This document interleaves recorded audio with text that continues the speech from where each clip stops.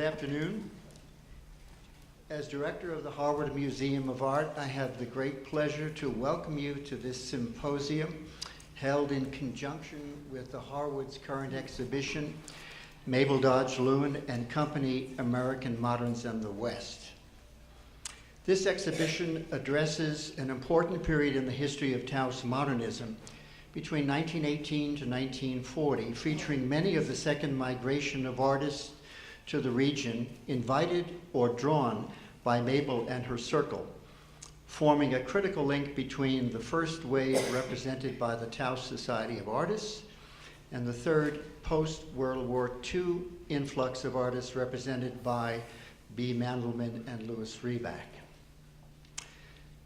The exhibition was co-curated by Dr. Lois Rudnick and MaLin Wilson-Powell and made a visual reality by the Harwood curatorial team under interim curator Liz Neely. Funders who have made the entire project possible include the Henry Luce Foundation, the National Endowment for the Arts, Carl and Marilyn Thoma Art Foundation, the Healy Foundation, Stephanie Bennett Smith and Orrin Smith, and Mary Ross Taylor. Special thanks to the funders who have made this symposium possible, the New Mexico Humanities Council and the Charles Redd Center of Brigham Young University. I've been asked to request that you turn off your cell phones and please complete your survey, and to invite you to the book signing in the Encore Gallery that will follow the symposium. And lastly, I have the privilege to introduce to you the Mayor Pro Tem of Taos. Please welcome the Honorable Nathaniel Evans.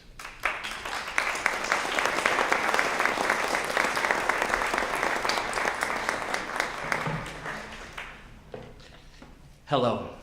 Thank you for coming today.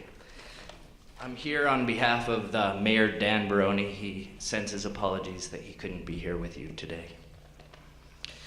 I would like to welcome you all here to Taos and the TCA today to celebrate the life, philanthropy, writing, and other accomplishments of one of Taos's most famous and sometimes controversial figures, Mabel Dodge Luhan. From Kit Carson to Dennis Hopper, so saying you are one of the most famous and controversial in Taos is saying a lot.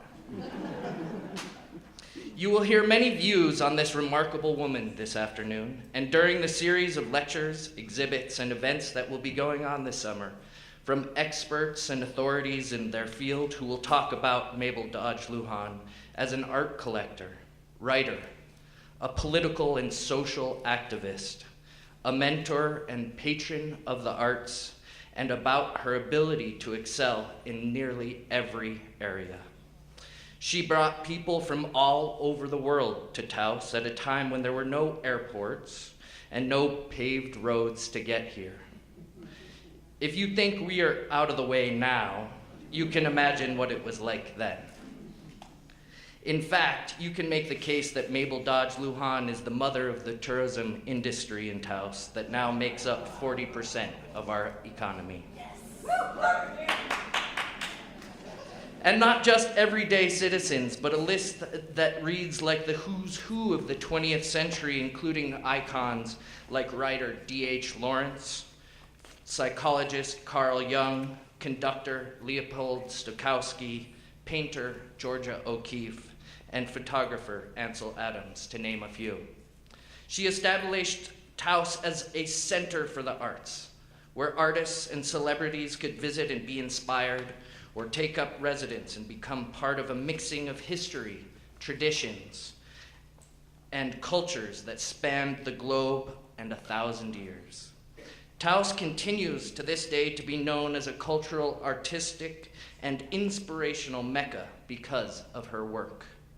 She was a political and social reformer who was almost a century ahead of her time, advocating for social and income equality, women's rights, racial equality, and the rights of Native Americans, issues that we still struggle with at home and here on the campaign trail today. She cherished and promoted the uniqueness of our three cultures and the rich artistic, architectural, musical, craft, and inspirational contributions of each separately and when blended together.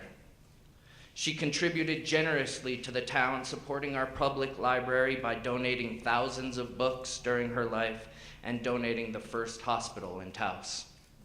Lastly, she came, she saw, and she built. And she built, and built, and kept building. She introduced the world to our tradition of hospitality, and her home, in a sense, became the first long-term artist's residency and bed and breakfast. As an elected official of our small but beautiful mountain community, I have a deep appreciation for all of these talents and accomplishments. If Mabel Dodge Luhan were here today, we would certainly be naming her the First Lady of Taos, and most likely would be offering her any number of jobs, heading tourism, marketing, our arts and cultural district, and probably designating her our ambassador to the world. There is no question that Taos would not be what it is today, or known as well as it is to the arts community and to the world, if it were not for this extraordinary lady and patron of our community. And for these reasons and so many more that we do not have time to mention, it is only appropriate and more than overdue that on behalf of the Mayor of Taos, the Town Council, and the Town of Taos, I announce the following proclamation.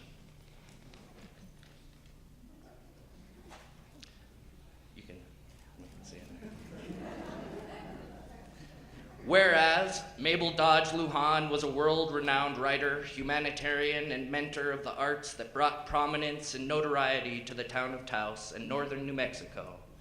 And whereas Mabel Dodge Luhan was a driving force in bringing together the talents, styles, artists, inspiration, and markets that created the modern American art movement, popularized it throughout the world, and served to position Taos as a creative center for the arts.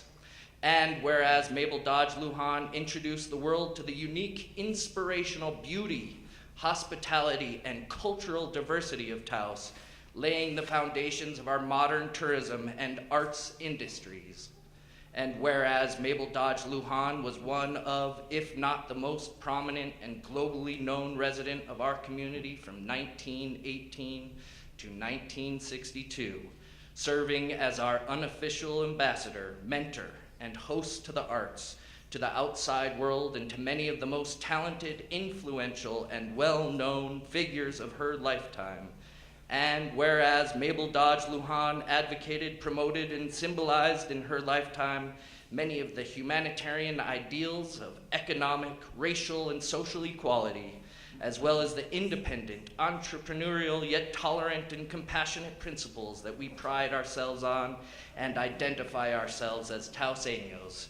And whereas we as a grateful and appreciative community wish to recognize the many talents and accomplishments of this unique member of our community and her contributions and importance to our history and our present place in the world, I, Nathaniel Evans, on behalf of Daniel R. Baroni as mayor of the town of Taos and on behalf of its elected leaders and community members, do hereby recognize Mabel Dodge Luhan by declaring the third Saturday of June 18th, 2016, for here and forevermore as Mabel Dodge Luhan Day.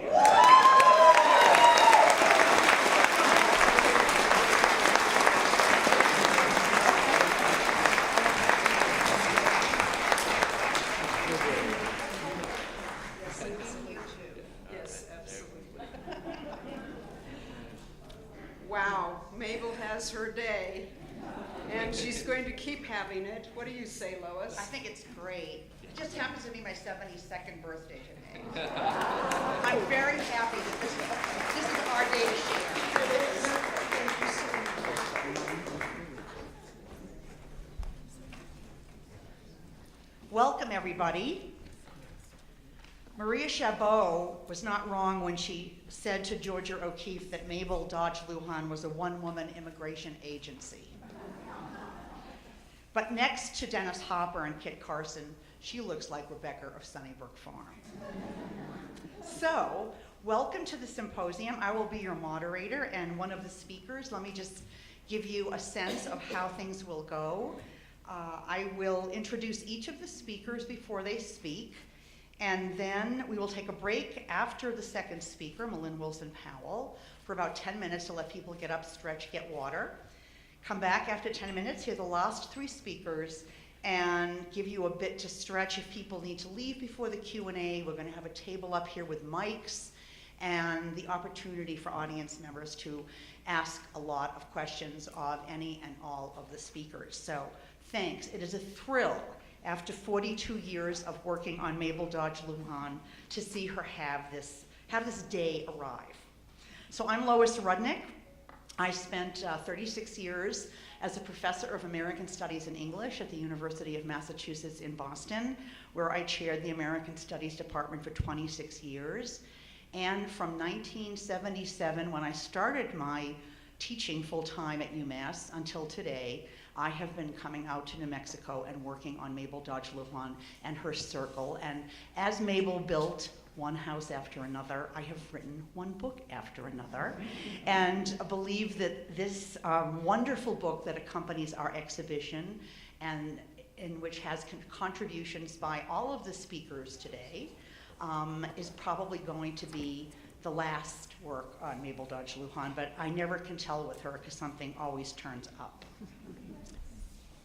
In February 1914, Marston Hartley wrote to Alfred Stieglitz from Buffalo, New York, "Mabel Dodge is really the most remarkable woman I have ever known. She is so intelligent and so sympathetic, and like herself, a real creator of creators." And as those of you who have seen the exhibition know, that has become the thematic of the exhibition. In January 1914, Mabel had written an introduction to Hartley's exhibition at Alfred Stieglitz's 291 studio, which Stieglitz published in his journal Camera Work in June of 1914. Hartley would be one of the first and one of the most important of the many modernist artists that Mabel drew to Taos, which will be the focus of MaLin Wilson-Powell's talk. The first Hartley painting, purchased by a museum, is now one of the modernist centerpieces of the Museum of New Mexico collection, Hartley's El Santo. El Santo foregrounds Pueblo and Hispanic art as central to the cultural patrimony of the United States, rather than as decorative background, the function that Pueblo pots and Hispano Santos typically served in paintings by the Taos Society of Artists. In the past 3 decades of scholarship on American modernism, we have been provided with 3 significant insights that I believe have profoundly changed our understanding of its development and its meaning. First, we have learned, as Wanda will discuss in her talk, that women like Mabel Dodge Luhan were as much responsible for creating the many variety of literary and visual modernisms that flourished in the first half of the 20th century as the critics, gallery owners, and museum entrepreneurs, mostly men, who have been given most of the credit. Secondly, we have learned that because of the cultural contact zones to which Euro-American, Native American, and Hispano artists and patrons in which they lived and worked, they profoundly shaped and were shaped by one another's art and culture. Our exhibition, Mabel Dodge Luhan and Company, American Moderns in the West, has embedded this fundamental truth at the core of its exhibition design, not just to celebrate it, but also to raise questions about the contested meanings and consequences of these interactions, a subject that will be explored in Carmella Padilla's talk. And here briefly is just 2 of them on beautiful Ahuatziro, one of the first generation of Pueblo easel painters, Green Corn Ceremony, and Dorothy Brett's Turtle Dance, which clearly was influenced, as was much of her work, which was mostly based on ceremonies and the peoples at Taos Pueblo, on Native American art that she was quite familiar with. And MaLin will talk about the art. I'm merely referencing it. In one of the most illuminating essays I have read in recent years, The Turn of the Primitive. Anthropologist Ruth Miller shows us how we can tell the story of the modern encounter with the primitive, which was so fundamental to both European and North American modernisms in multiple ways.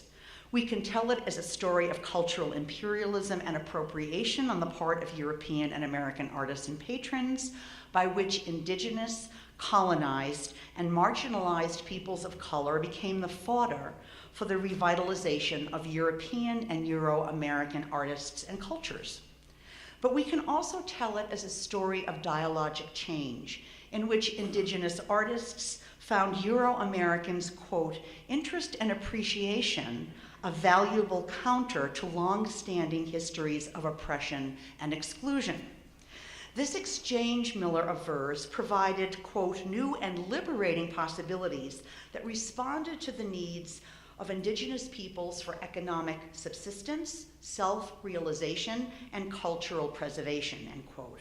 Most important for our understanding of the development of 20th century modern art, it allowed the indigenous artist to turn modernist primitivism into indigenous modernity, the subject of Bill Anthes' talk. The third important lesson is summed up in cultural historian Sarah Steckel's recent essay on Mabel Dodge Luhan, quote, in examining Luhan's historical, literary, and architectural creation of self, she writes, we discover a more diverse and flexible definition of modern art, one ultimately situated in and powerfully connected to the American West, end quote. This orientation, which I describe as a Southwestern modernism, included a reorientation away from Europe and toward Mexico and Latin America as a means for creating an interhemispheric identity for the Americas. One of the claims our exhibition makes is that Mabel and Tony Luhan and their home in Taos were nexus for these endeavors. This is a Paul Strand who came to Mabel's house 4 times in the late 1920s and early 30s, Buttress Ranchos de Taos Church, 1932. In that year, he met Carlos Chavez, the foremost modernist composer in Mexico, and was invited to have his first Mexican exhibition, and went to Mexico. He broke with Stieglitz and decided to devote his career to social photography and political photography, and started a documentary film career under the aegis of the Mexican government. Buffalo, New York, 1879 to 1904. This is where the story of Mabel's transformation from a poor little rich girl into a modernist patron and iconic new woman begins. The Mabel Ganson home on Delaware Avenue in Buffalo. Mabel, in a studio portrait at age 5. The Buffalo of Mabel's childhood was an industrial and economic powerhouse when it hosted the 1901 Panama Exposition. It also used some of its wealth to promote civic virtue when the town fathers hired the renowned landscape architect Frederick Law Olmsted to create the city's parks and boulevards and Forest Lawn Cemetery, where Mabel played as a child. This is where she met her first Indian, the powerful Seneca leader, Chief Red Jacket, in the guise of a large granite statue bemoaning the demise of his people. It reads, "My heart fails me when I think of my people who are so soon to be scattered and forgotten." At St. Margaret's Episcopal Girls' School, Mabel encountered the first of 3 important female mentors she had in her life, Miss Rose Clark, the school's art instructor, who was the only adult in Mabel's young life to let her see that she could think of having a life that went beyond her destined role as an ornamental possession of a wealthy man. Clark later became a lauded member of Alfred Stieglitz's photo secession movement. This is one of her beautiful portraits of young women, always taken very seriously, titled Out of the Dark, from turn of the century, 20th century. In 1898, Mabel staged her coming out party at the 20th Century Club in Buffalo as a full-scale medieval pageant, her first assertion of independent artistic vision. She may well have been inspired to do so by her second female mentor, Violet Shillitoe, who introduced Mabel to modern European literature and philosophy. Mabel and Violet fell in love. and had a brief affair in the magnificent medieval castle outside of Paris in Pierrefonds when Mabel was 16 years old. Mabel had no interest in her first husband, Carl Evans, who had no aesthetic values. She insisted to her second husband, Boston architect Edwin Dodge, that she would marry him only if he provided her with a life of great beauty, which he did soon after their marriage in Paris in 1904, when he bought the magnificent Villa Caronia in Florence. This is a 2014 photograph of the villa. Florence, 1905 to 1912. Florence was the first setting in which Mabel had full control over the invention of herself and her world. Here she initiated her role as a salon hostess and created the first of her 3 utopian communities that she hoped would serve as an antidote for her own personal malaise and for what she believed was the Western world's descent into spiritual emptiness and tawdry commercialism. And this is the fabulous portrait that was done of her in 1912 by the Belle Epoque French artist Jacques-Émile Blanche that I discovered in the basement of a museum in Buffalo when we had restored Mabel Dodge and Son. The self-fashioning that Mabel experimented with as a Renaissance woman, the grand salon in which she entertained writers and artists, André Gide, Mina Loy, Gertrude Stein, and Mary Foote, theater designers, actors, and musicians, Gordon Craig, who offered her the son he had with Isadora Duncan, if she would recreate the Renaissance with him in a particular place, that she said no.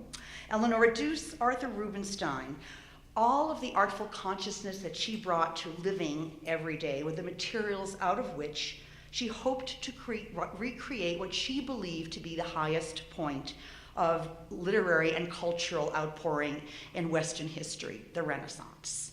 By 1911, Mabel had come to feel embalmed rather than enlivened by the dead forms of the past when she met Leo and Gertrude Stein in April of that year in their Paris apartment and was introduced to their extraordinary collection of Cézanne, Van Goghs, Matisses, etc.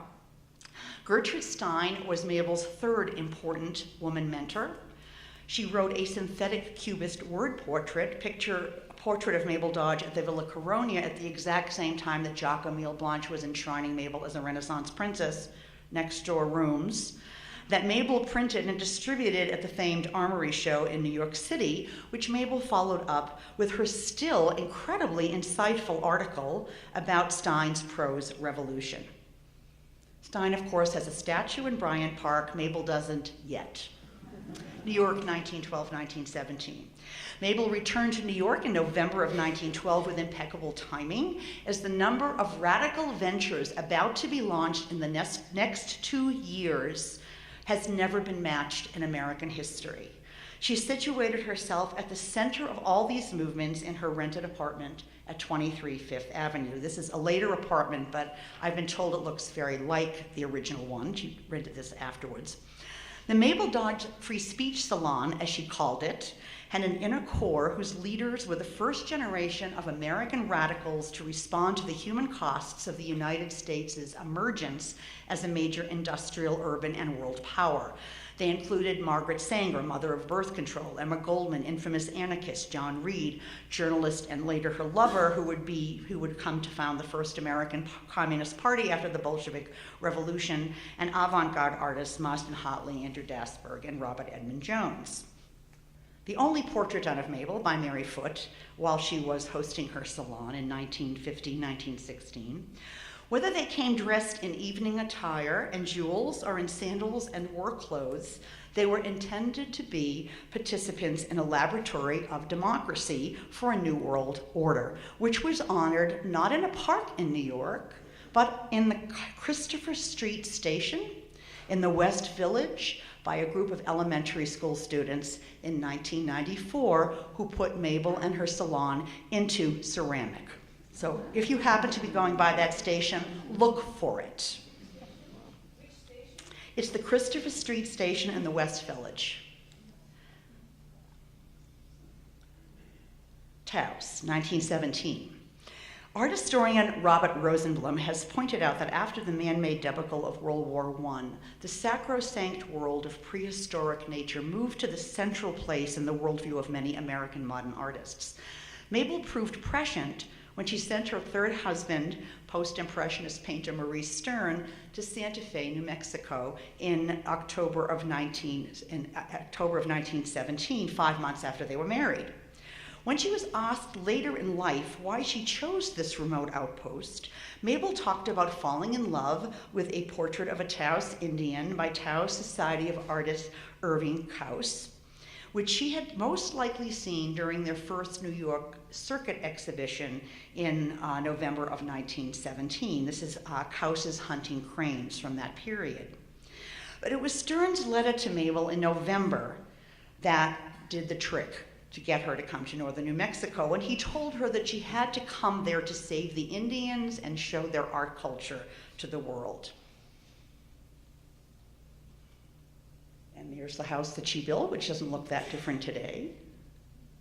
Mabel and Tony Kirk in 1924, sitting in front. And Nikolai Feshin's wonderful 1927 portrait as the Regent of New Mexico, as the newspapers called her.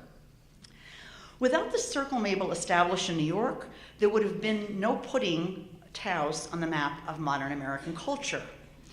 Mabel took up Alfred Stieglitz's call for the creation of a distinctive national culture rooted in an American spirit of place.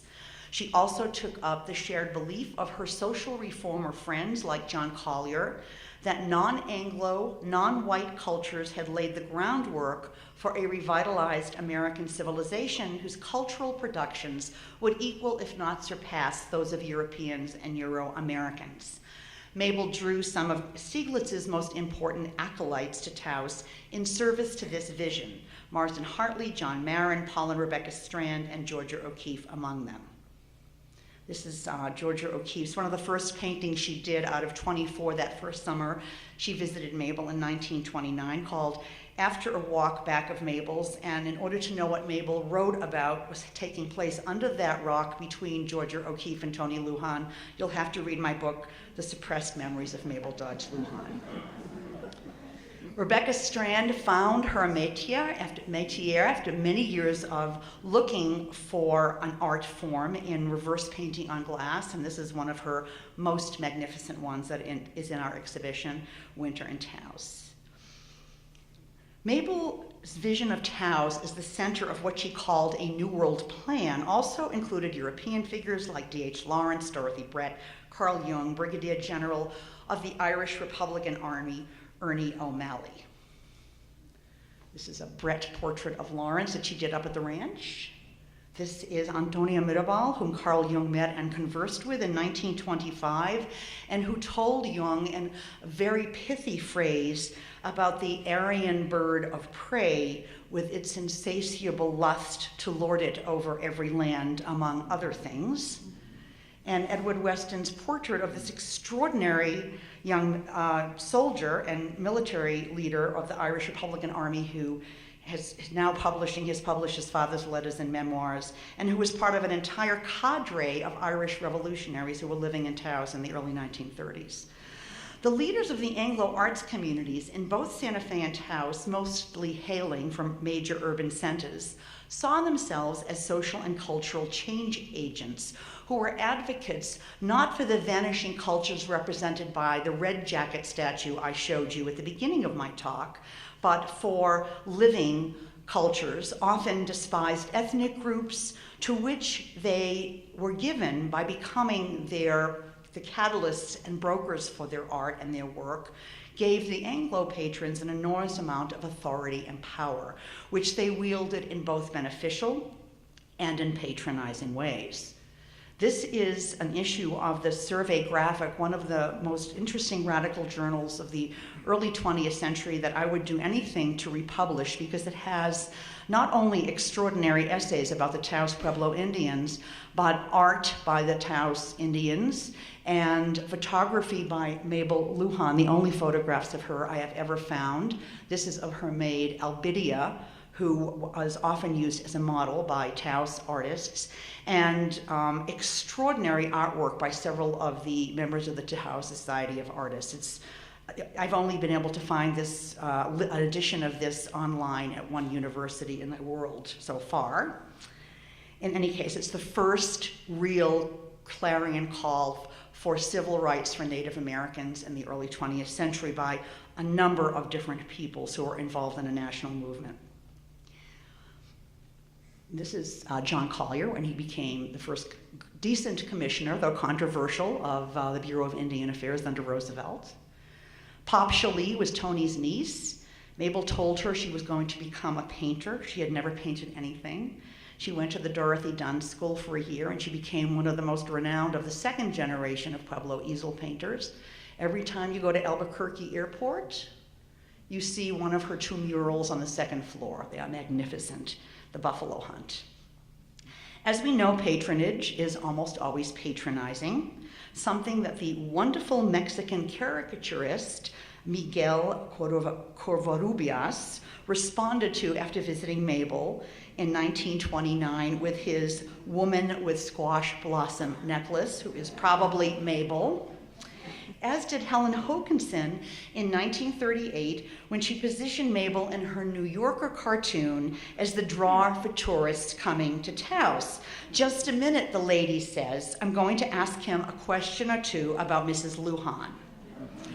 I want to end my very brief survey of the modernist world that Mabel and Tony built with 2 stories. The first story, Tony Luhan told Mabel about the Aztec king Montezuma. He had presumably visited Taos Pueblo before Coronado's conquest of New Mexico in 1540. There he informed the Taos Pueblos that they were at the top of the Indian chain that ran from southern Mexico through northern New Mexico, and thus they would become, in his words, the head of the empire responsible for keeping Montezuma's fire burning until his promised return. According to Tony, that fire was still burning, hidden inside a secret cave within the Taos sacred mountain. Of course, he did not tell Mabel where it was. Tony was fond of reiterating a belief shared by many Pueblos that the rituals they enacted were not just keeping them alive, but were intended to sustain the earth itself. While it is impossible to ascertain the provenance of Tony's story about Montezuma, our exhibition and book pay homage to the extraordinary transnational and cross-cultural exchanges that happened in Taos between 1918 and 1947, made possible by the cosmopolitan world that the Luhans built, for which Tony often served as facilitator, interlocutor, and guide. Ansel Adams' stunning portrait of Tony Luhan in his portfolio Taos Pueblo. One of the most moving of these stories is an exchange that took place between Irish poet Ella Young and a Taos Pueblo Indian who accompanied her on a journey to Blue Lake. Edward Weston's portrait of Ella Young. Young was known as the poet of the 1917 Irish Revolution. She came to the U.S. in 1926 for an endowed lectureship at the University of Berkeley, the first held by a woman, to my knowledge, where she taught Gaelic mythology and folklore. Ella recorded the following conversation that took place on the journey with one of her Indian companions. Our tribe fought a battle at a place a distance from here, and our people were defeated. It was a great loss to us because the man who had the most powerful songs was killed. No one else knew the songs, but our tribe needed the songs. We had to get them. Well, how did you get them? I asked. It was the old men who got them. They fasted and they called on the spirit of the dead man. He came to them. He said, in that spot where I died, I'll sing for you the songs. But you must come, you must make a ring of power, you must give me the power to sing.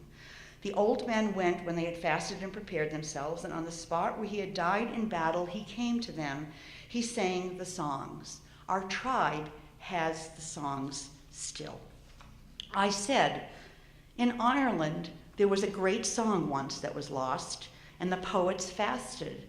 They came to the place where the singer of that song died, and for 3 days and nights they fasted and prayed to him to come. He came to them. He recited the great song from beginning to end, and in our old books we still have that song. Song is a great thing, said the Indian. It is very powerful. Thank you.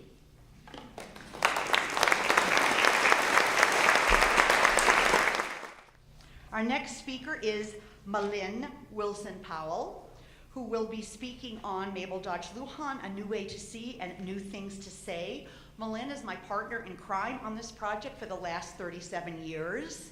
She is an art historian, author, independent curator who has lectured and published widely on American modernism and contemporary art. She has been curator at the New Mexico Museum of Art in Santa Fe, director of the Johnson Gallery at the University of New Mexico, and curator of art after 1945 at the McNay Art Museum in San Antonio. Her catalogs and essays on New Mexico include An American Phenomenon on Marketing Georgia O'Keeffe, Earth Rhythms in a book titled To Form from Air, Music in the Art of Raymond Johnson, and B. Mandelman, The Social Realist Prince. Please welcome MaLin. It's so great to see you all here, if I could see you all. Yes, I can. So the title of my presentation today is also the title of my book essay and comes from Mabel Dodge Luhan's book called Movers and Shakers, in which she recollects the first free speech salon that Lois talked about in 1913 that was launched about the same time as the Armory exhibition. The full quote is, "Looking back on it now, it seems as though everywhere in that year of 1913, barriers went down, people reached each other who had never been in touch before. They were all sort of new ways to communicate, as well as new communications." So why go to all the major effort and expense of mounting an exhibition with 160 plus objects from 57 lenders from across the country? Why not just do a book or an online exhibition? I mean, Google now has assembled 6 million artworks, which can be sorted by multiple attributes. Well, it's because I'm a curator. I'm a visual arts curator who believes in the physical object. I'm interested not in illustrating my ideas. I am interested in learning from the art. So it's unfortunate, really, that curators have to write their essays and do their talks before an exhibition, because we see new things when we see them all put on the walls in relationship to each other. And that's sort of what I want to talk to you about in my brief time with you today. My intent for this exhibition was to install the objects so that they would speak to you. So you will find surprises and things that pique your curiosity. So I hope that for those of you who've seen the exhibition, that's true. The range of things that some of the ideas that have spoken to me since this exhibition opened. Well, right before it opened, we found out that this fantastic Dasberg painting, these are new realizations from the incidental to the cosmic, and we'll get to the cosmic, but this fantastic Andrew Dasberg that was the cover of his monograph and is at the Denver Art Museum, has had the same title since 1926. Through the auspices of Taos resident and wonderful curator Liz Cunningham, this painting now has its proper, we know that the title was really a phonetic spelling of Jean Tête. It was not Sean Tête, it was Jean Tête. It's a small thing, but still it's very interesting that Jean Tête was a French trading family. As you know, Taos was a crossroads for nations before it was discovered by Mexico. It was a New Spain. It was a crossroads for their fare from Nez Perce Indians, Plains Indians, coastal Indians, Indians from Central America. So it's always been a little cosmopolitan crossroads. Let's see. Another thing that I discovered. Now, if you remember that picture that Lois showed of Mabel at 5 years old, Mabel never smiled in any portrait I have ever seen of her. Now, Mabel was a young woman that was sort of self-possessed, but so even at 5 years old, she didn't smile. She wouldn't say cheese, you know.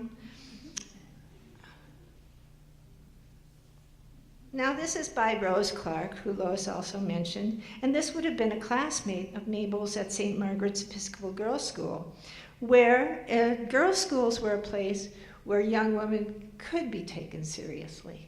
And Mabel always needed to be taken seriously. Lois showed you the portrait of Mabel Dodge and Son from 1911, and I wanted to show you the portrait by the same painter, Jacques-Émile Blanche, who was quite a society painter, of her son, John Evans, in 1906, when he was only 4 years old. I just really wanted to show it to you because I think he's beautiful, beautiful child. Mabel wasn't the best mother, but he was a wonderful child. But I also wanted to show it to you because if you look at it, it's done with chiaroscuro, which is a Renaissance term for deep shadow.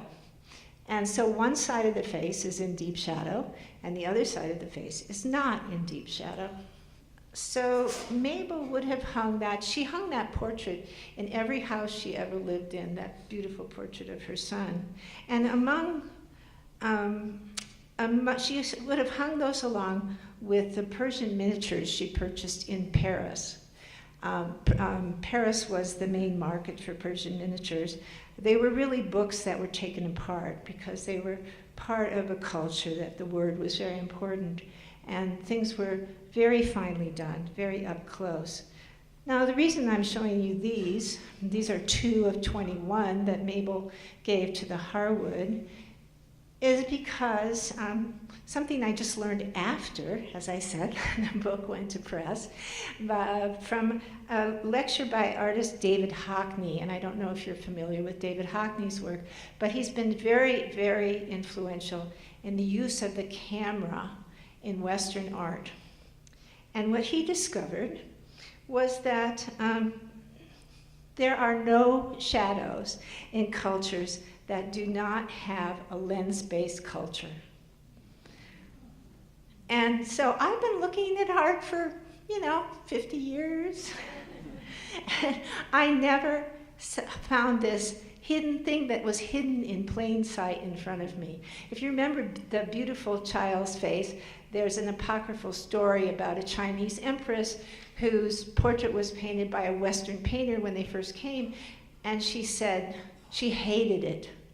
She said, because there was a shadow on one side of her face, and she said, I can assure you that both sides of my face are the same color.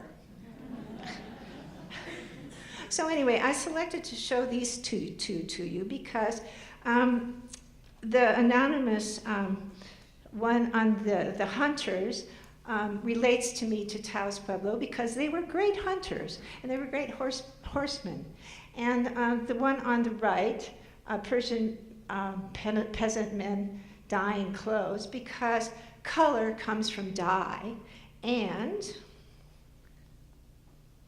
in the Native American paintings, which have no shadows, the paintings were the early, I'm sorry about that being cut off, but you can still read the title of the diptych on your left. It says pottery making and pottery firing, and pottery was the first art of the Pueblos, as well as painting on kiva walls. And so for the Persian men dyeing using colors, this is the Native Americans using pottery as a source. So these were probably these were in the collection, from the collection of the School for Advanced Research in Santa Fe, and they were in the collection of Mabel's son. Now Mabel was one of the, she owned the first exhibition of Pueblo easel painting at the Museum of New Mexico Museum of Art in Santa Fe. These probably were in that show. We do not have a complete checklist, but this is the type of painting, and this artist was in that show. And the similarities were portability, jewel-like nature of color, three-quarter facial views, and of course the fineness of detail, and no shadows, as we mentioned. I also didn't mention that that pot was from Mabel's collection. 1919. And then John Sloan from Santa Fe, who lived there part-time, arranged for it to go back to New York. And it was hailed by all the critics, this particular kind of painting. Okay, now Marston Hartley was one of the first and most important Stieglitz artists to arrive in Taos at Mabel's. He came in March 1918.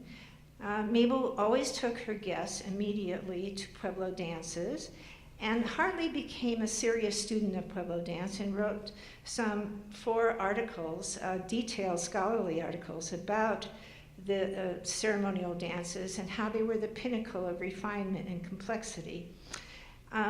He was really taken with the sense of the song and rhythm of the earth and the drum beat, as we all have been who've been to these dances. And he began to see the earth as an altar. And I want to show you 2 of his paintings that are in the exhibition. Well, actually, all 3 of these are in the exhibition.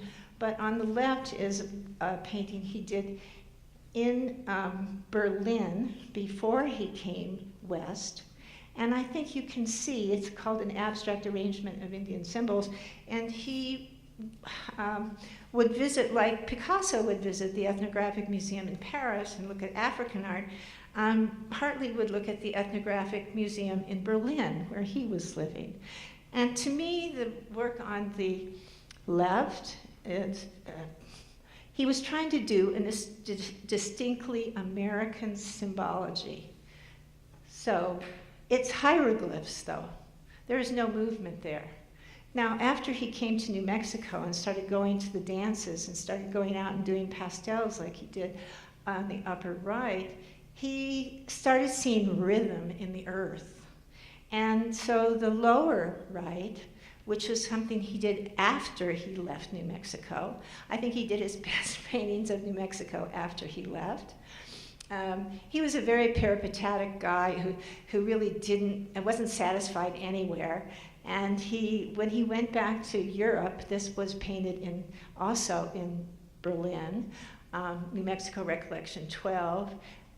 You can see how movement had entered his canvases and how much it is a performance on the picture plane. I think one of the things, and I don't know, I mean, I surmise that he became very involved in the earth as something moving, something with a heartbeat.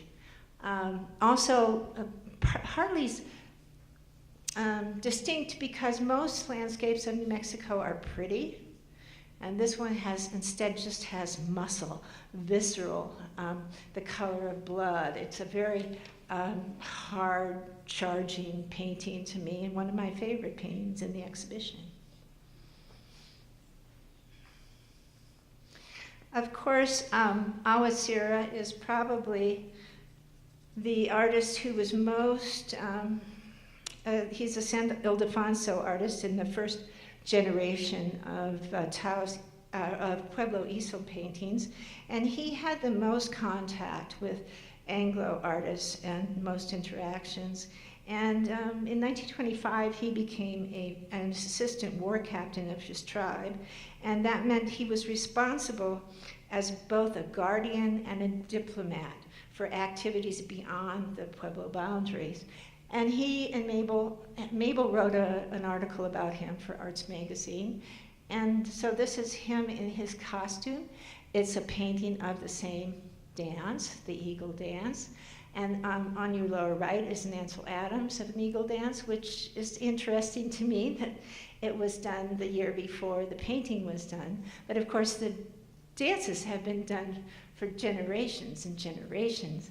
But again, I'm just going to point it out, it's obvious, but the photographs have shadows. And the painting, of course, does not. On your lower right is Dorothy Brett in front of a mural that Mabel had commissioned for her house. That also has the Eagle Dance in it.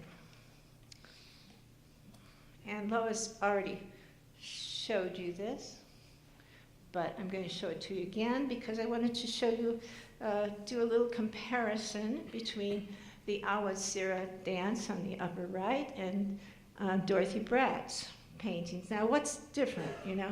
They both have a sense, obviously, of rhythm, repetition, but in the case of the easel painting, it's a blank background, and in case of Brett's, if you've seen it in the exhibition, I find it very claustrophobic. And it's like the dance is up there pressing against you. And so, and it also, of course, has this earth, shadows, the background. And what is it about this empty space that the Pueblo easel painters used? And it's because their ceremonial cycle of dances take place in eternal time and space. And I'm going to quote Pueblo scholar Rena Swensel, who we contacted early on, and she says that Pueblo people inhabit, quote, 4 realms of existence simultaneously. I don't do that. She also says, human creations were a way of Pueblo people realigning with the formless. That meant there were a lot more options, you know, than this kind of claustrophobic space. The act of creation was to use form as a way to see beyond form. Art was not done for art's sake. It was a means to experience the actual power beyond creation. So, anyway, that's... Here, I think, is one of Brett's most successful paintings. It's called Feather Dance. It's never been exhibited since it left Taos. When Brett gave it to the UT Ransom Center, it had to go through conservation to be in our exhibition, and I think it's one of her best paintings. Again, it has all the surroundings, but I love the swooping design. It really conveys the sense of movement, worship through movement. And I don't know if anybody here hasn't been to a Native American dance. Please go. A lot of you here in New Mexico and in Taos will be familiar with Gene Kloss's graphics. They're just absolutely exceptional. But this is a Gene Kloss painting, Horseplay of the Taos Indian Gestures. And again, this is an exemplary, to me, capturing of the Native American use of ritual through movement. And Taos is notable as a place where the plains met the mountains and the tradition of horsemanship and buffalo hunting. Antonio Archuleta is an artist I'm hoping we learn more about. He's from Taos Pueblo. We do not even have his birth and death dates. And his buffalo hunt, that small graphic up there, is in the exhibition. And like I say, I would really like more information about this artist. I'm hoping this exhibition draws some information out. He was a young artist that Mabel sponsored and encouraged, and this animated print more closely related to the Plains Indians graphics movement. Now, in contrast to ceremonial activities in which worship is movement, now I wish to talk about stillness, still lives, and religion expressed on bended knee and in silent prayer. Mabel was married to her, she married and met her third husband, Maurice Stern, and they were married at Finney Farm in they were married, what year, Lois? 1917? In August. Oh, I thought they were married in 16. No, they were lovers in 16. Okay.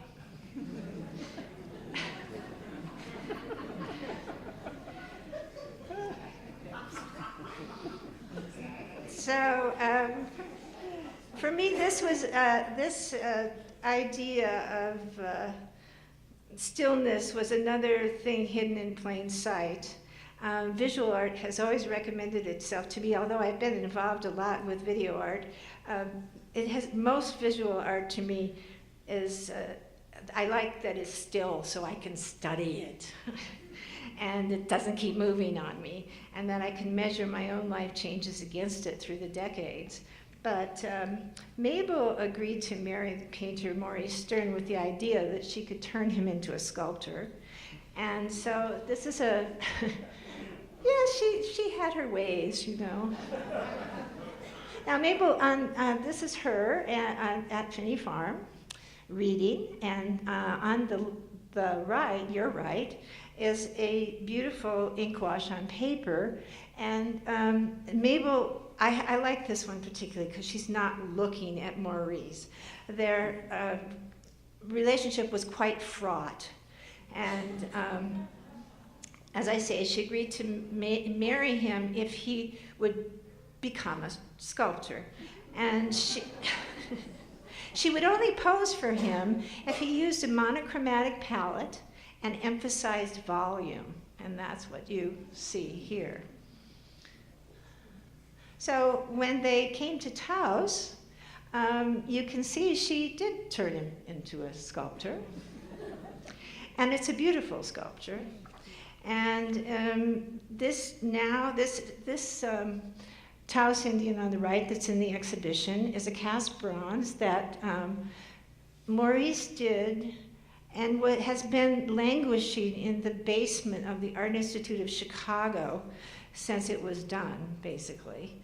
And for this exhibition, Taos Pueblo current artist Jonathan Warmday Cumming traced this bust of his maternal grandfather. And now we have the name. It's not just Taos Indian, it's Pedro Mirabal. We know who this man is. And it is, and I'm going to talk about that. Since I never showed it, they wouldn't lend it at first, and then Lois called and said, why can't we have it? And they said, oh, there's a ding in the base. And then they called back and they said, but we've never shown it. So why don't we sell it to the Harwood? And the Harwood said, yes, we'd love to buy it. So now it's come home to Taos. Yay!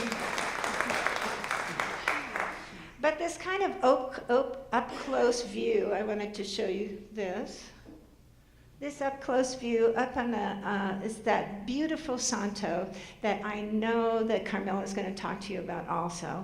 But it was purchased in March of 1918, right, when Mabel came. And it's one of 85 Santos, that little retablo.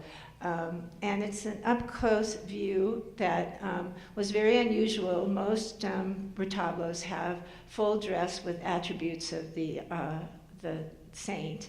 And I'm just showing these three together because I think they're wonderful. They show you this kind of framing that to me is photographic in a way. But of course, the Aragon, Saint Veronica, has no shadows. And it was done before photography and lens-based culture would have that kind of information. New Mexico was settled by people who came up from Mexico before the age of reason, it was called, the period of enlightenment. So anyway, and the St. Veronica's handkerchief is an amazing, it was an unusual santo because it just showed the head, but they thought it was a perfect image because it represented an image made directly by God and not by human hands. And the Victor Higgins on the lower right was actually painted from that small retablo. And that's from the collection of the Harwood. This is a painting that I wanted to talk about because it's going to be at the Albuquerque Museum exhibition that opens October 29th. On the right, it's Walter Ufer. It's my favorite Walter Ufer painting in the world. And I said, this is about stillness. This is about worshiping on bended knee. It's not about a ceremonial dance, a feather dance, or things like that. This is about quietude. It's about meditation. It's about contemplation. It's about prayer. It's about silent prayer. And of course, these are O'Keeffe's, and the first Summer she came in 1929. Her predominant subject was the cross, especially this weathered 6-foot cross, penitente cross behind her house. It was always painted in silhouette from below and monumentally inscribed against the skies of red, blue, the skies of the American flag, but they're also the skies of New Mexico. And of course, the Sangre de Cristo range means in Spanish, blood of Christ.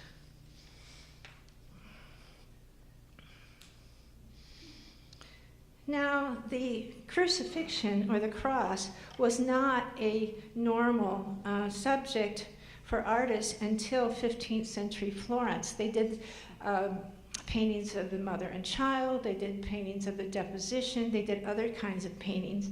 And these are two from Florence, frescoes from Florence. And it's to reinforce my point about stillness, because the Masaccio on your left is in a church in which there is actually a mark on the floor that shows you the exact spot to stand for the perspective to lock into place.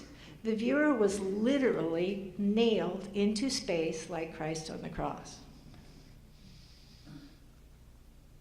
And now the last observation. I have many observations, but we have limited time this afternoon. The last observation I'd like to talk about is something that I will call the great void. And this is a tradition in painting, romantic painting from Germany. On the left is David Caspar Friedrich, or Caspar David Friedrich. And you notice that we are in the position of the viewers looking out to the glow and eternal space. And there's the John Marin that's in our exhibit, and the Albert Bierstadt with the, and what do you put in the great void? Put the voice of God.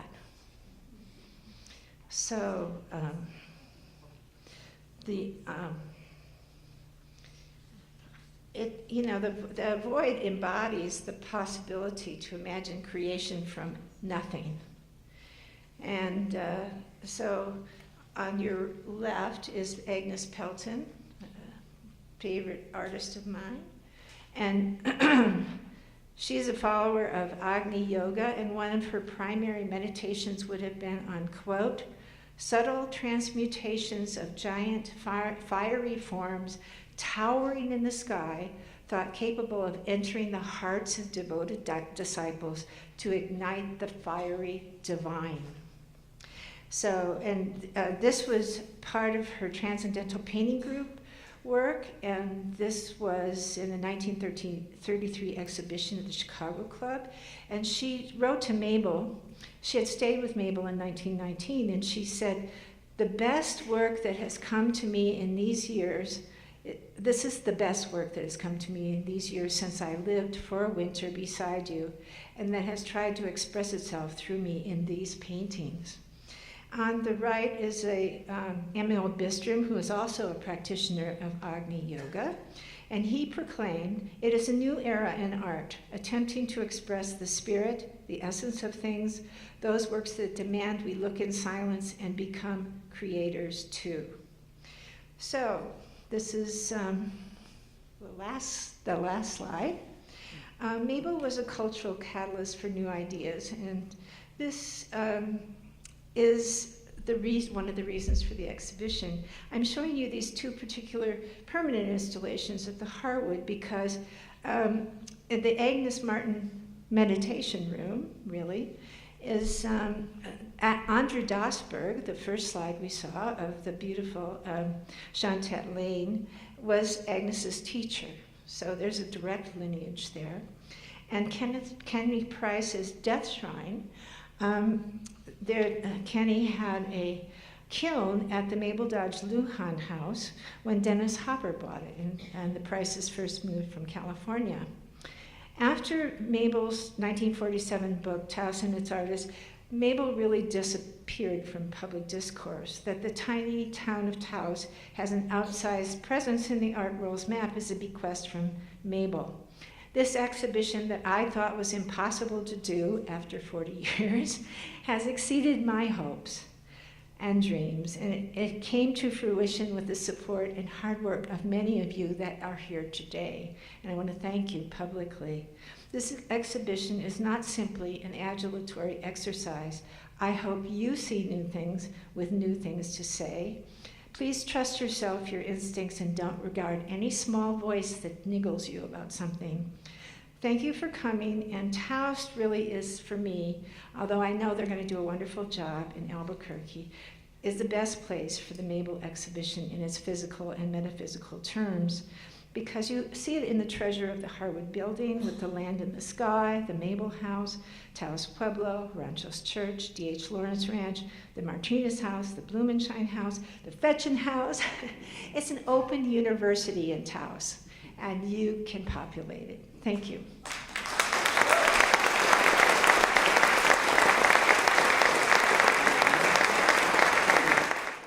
Thank you for coming back.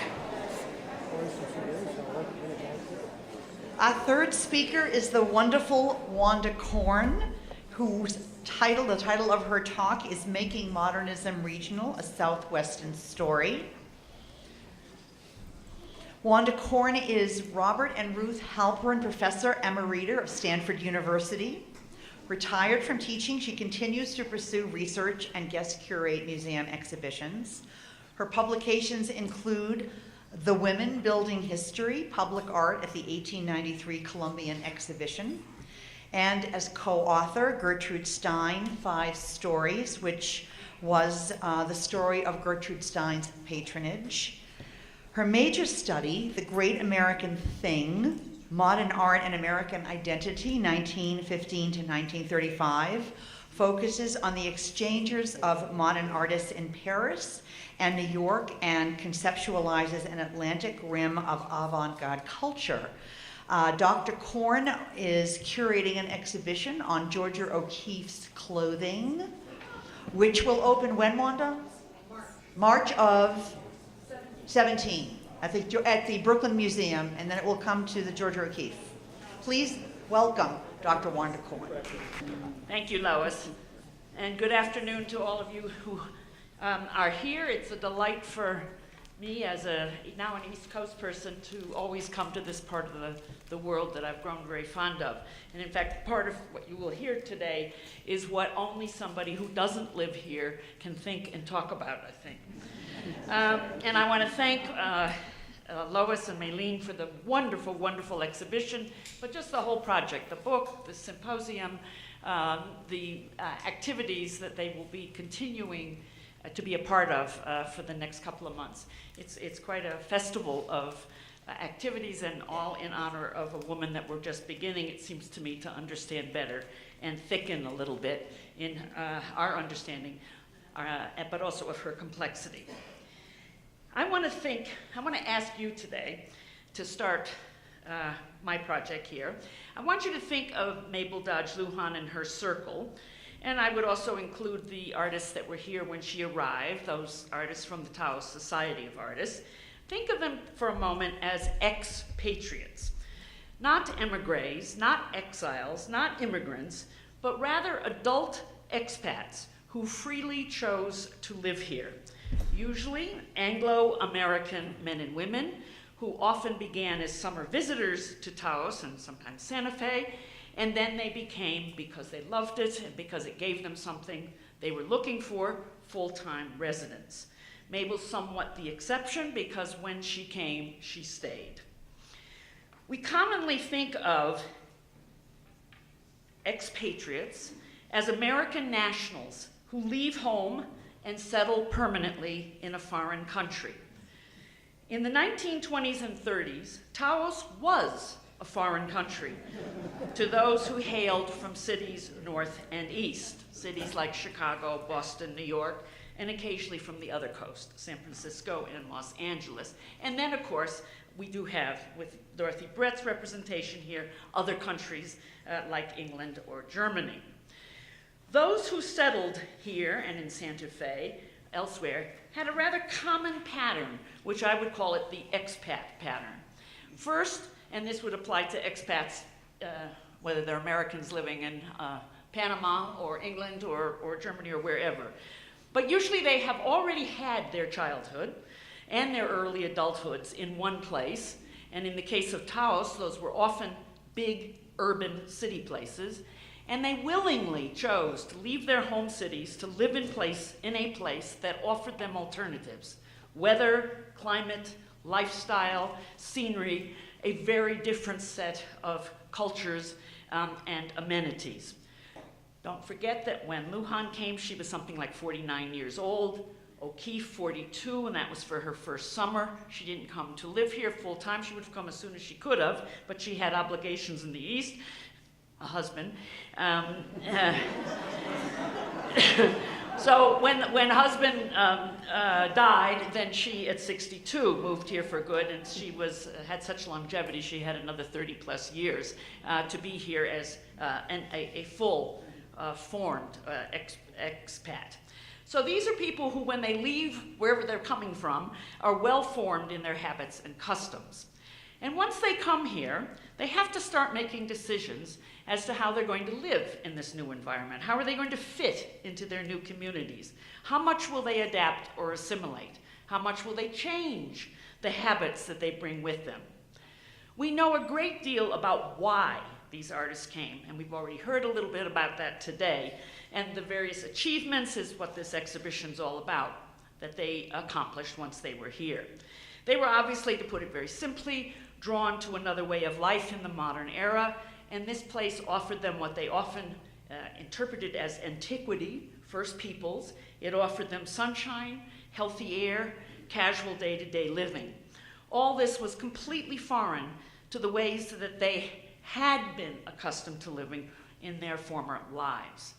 Coming as outsiders, besotten with the landscape, the weather, and the richness of cultural life here, rarely did expats return to the place they had come from. We tell many stories of how expats adapted to life here. Today, I want to talk to you about one adaptation to local culture. How did expats change or not change their sartorial habits? What were they wearing when they arrived? Voila, what you've been looking at. And what were they wearing 10 to 20 years later? I would have you imagine you as any one of the three women on the screen. The clothes, these are the kinds of clothes they were wearing before coming to northern New Mexico. And these would have been the clothes that were in their suitcases or trunks when they arrived in a dusty village with unpaved roads with 100-degree temperatures like the ones we're experiencing today. They came, these women, wearing dresses or skirts and blouses, no pants of any sort whatsoever. That would have been verboten in the cultural settings they came from. No big rimmed sun hats or bandanas. They probably had a wardrobe of clothes for what we call 4 seasons. This is not foreign to us women. It might be to you guys, but that's, different costumes for the 4 seasons of the East. It's quite commonly something that we all struggle with in 4-season environs. Dress was much more casual here than where they had come from. And given that the sun is so strong, the altitude so high, and so much dust in these days, people of all ages and traditions covered their heads all day long, whether it was with blankets, shawls, brimmed hats, or long-sleeve shirts. The most prominent culture, of course, here was the Pueblo peoples, the local culture, that often men and women would wear their blankets over their long dresses, their pants, and their beads. The Hispanic traditions included shawls or scarves wound around their heads, shielding their hair from the sun and the dust, wearing their colorful patterned blouses and dresses.